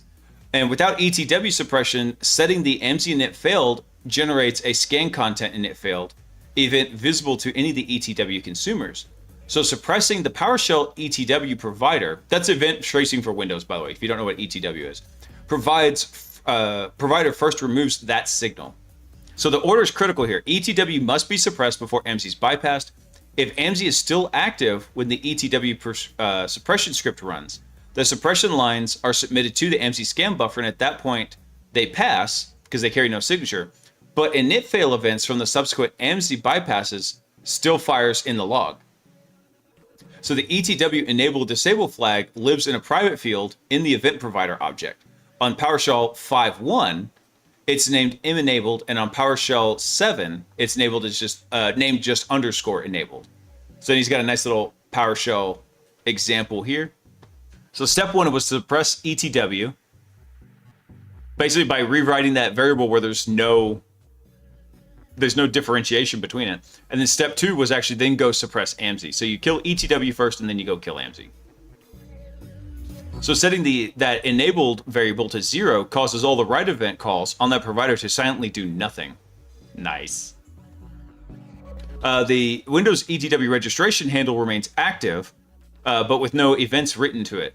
And the suppression, this suppresses the scan content init fail event, and the ETW path script block logging does not support or does not suppress event ID 4104. Excuse me. Which writes through the Windows event log path independently of the ETW mechanism. So you're still going to have event logs in there. 4104s are still going to log.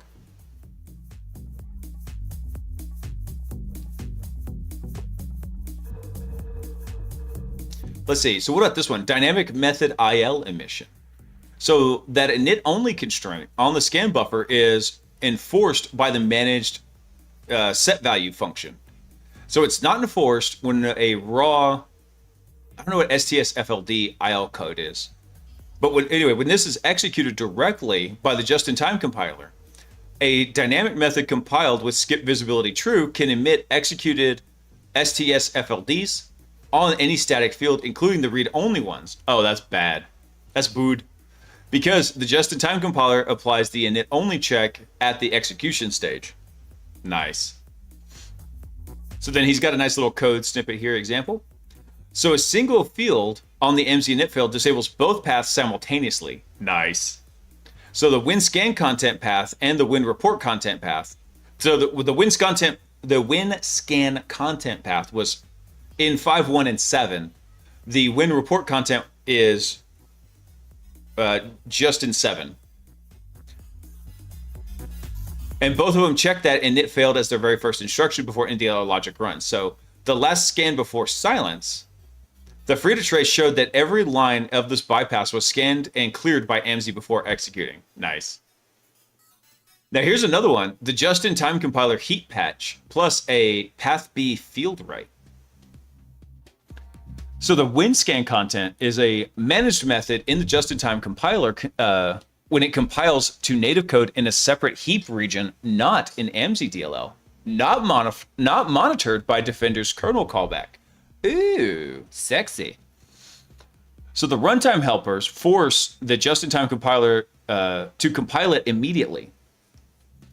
And then the get function pointer returns the entry point address. So patching the address with a move operation makes the WinScan content unconditionally return the integer of 1, which maps to result not detected, disabling path A.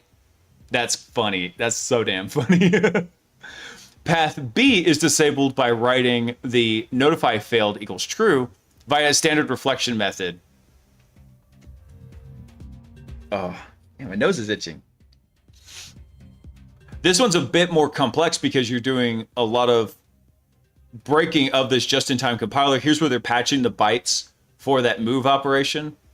Damn, that's funny. The virtual protect call here targets the just-in-time compiler heap, a region separated from the AMSI DLL, kernel defender's callback, and it only watches specific code pages. Basically, only looks at specific code pages of the AMSI scan buffer inside AMSI DLL. So the just-in-time heap is unmonitored. So he's found a blind spot in it here. And then we have bypass number 5, which is an app name null write. So we have one more method after this. Unfortunately, then we're going to run out of time. I'm going to have to bail on the rest of the stories here. Damn.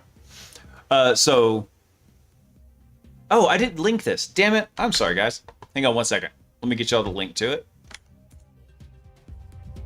Because this is a really cool blog post, especially if you're working in like active security. It looks like it broke the link. You'll probably have to copy paste it.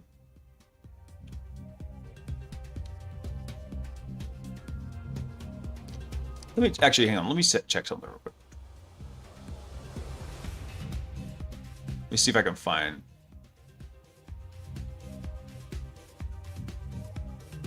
No, that was the actual link. It's just Twitch's parser for URLs doesn't know how to handle it.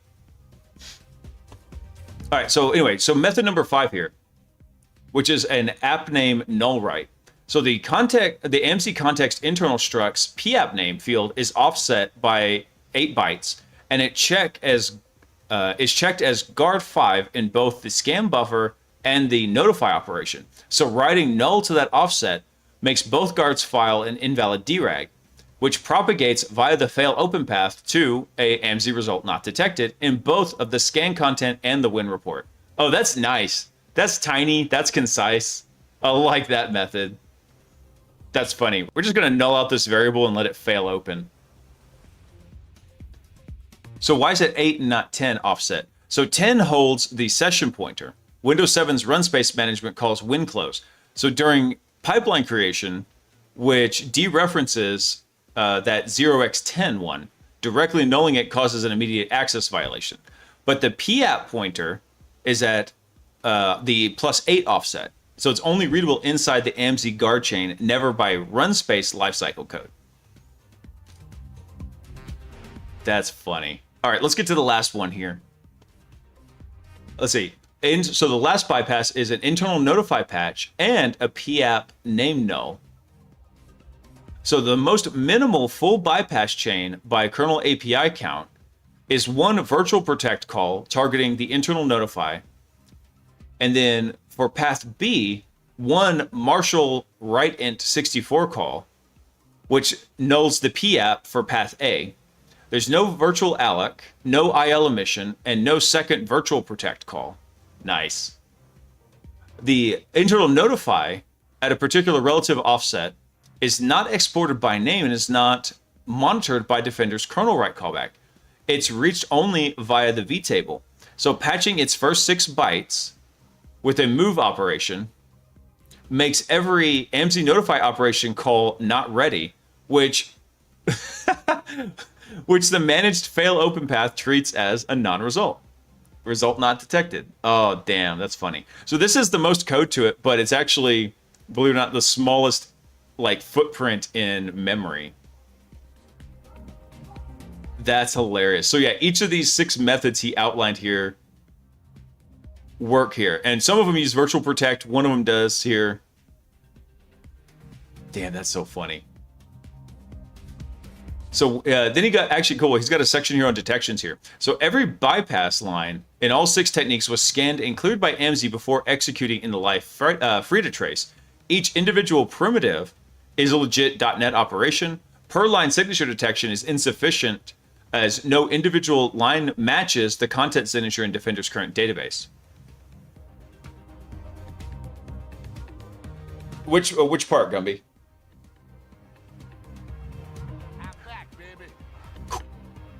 I love Bender. So what actually does work, though, is script block logging. So if you don't have that enabled, that's a key piece of telemetry here. PowerShell logs, this logs the complete source text of every script block via the Windows event before execution. This path is independent of the AMZ and ETW provider chain. So the bypass code must bypass AMZ to execute, which it does, and it carries no signature, but the event ID 4104 log entry is created regardless. Behavior rules matching the combination of a dynamic plus a field and an AMZ util in the same block pretty much are effective in here. And he goes on to further note, ETW suppression doesn't block those 4104 events from being generated. Oh, it's microslop, that's right. That's hilarious. All right, guys. Unfortunately, that is the end of the stream. I didn't even get to mention the cyber drama, which I'm okay with because it's a wild one. Basically, it looks like somebody got disgruntled that was working at Huntress and leaked a whole bunch of stuff. about what was going on with them and is claiming they were doing shady stuff. It's wild. Okay, hang on. Check.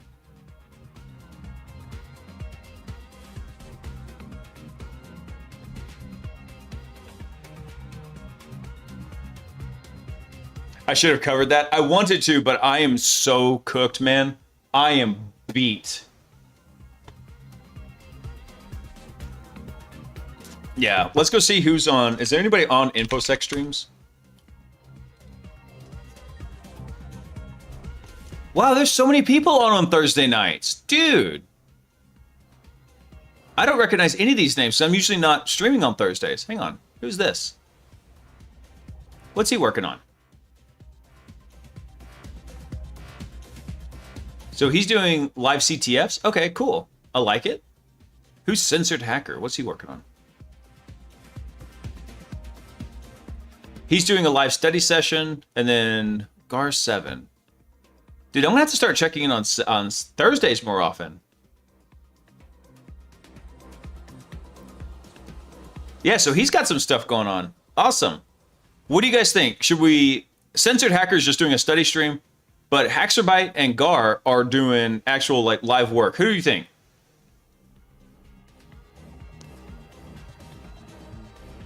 Love you long time, Gumby. Go right over to Gar? Okay, we can do that.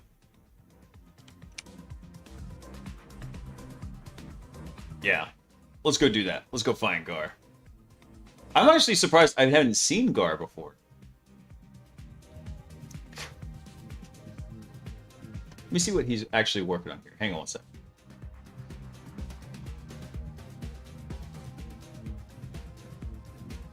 Yeah, so Gar's over there doing, looks like they're going to do some web hacking tonight.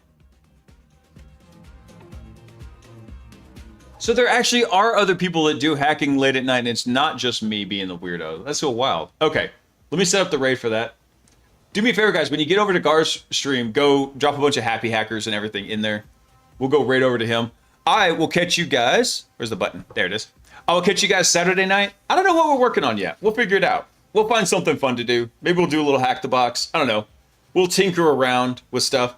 But yeah, like I said, do me a favor. When you get over to Gar's stream, drop a bunch of Hack the Planets and Happy Hackers. Show them some love and support. I will catch up with y'all Saturday. I'm going to go crash. I'm going to take a shower first because I still smell like a plane. Then I'm going to go crash. So I hope all of y'all have a fantastic rest of your week. Crushing It mode is read-only tomorrow. Tomorrow's Friday. So read-only Crushing It mode. Get prepared for the full awesome attack on Monday. I will catch up with you guys Saturday. I think that's all I got. My brain's dead.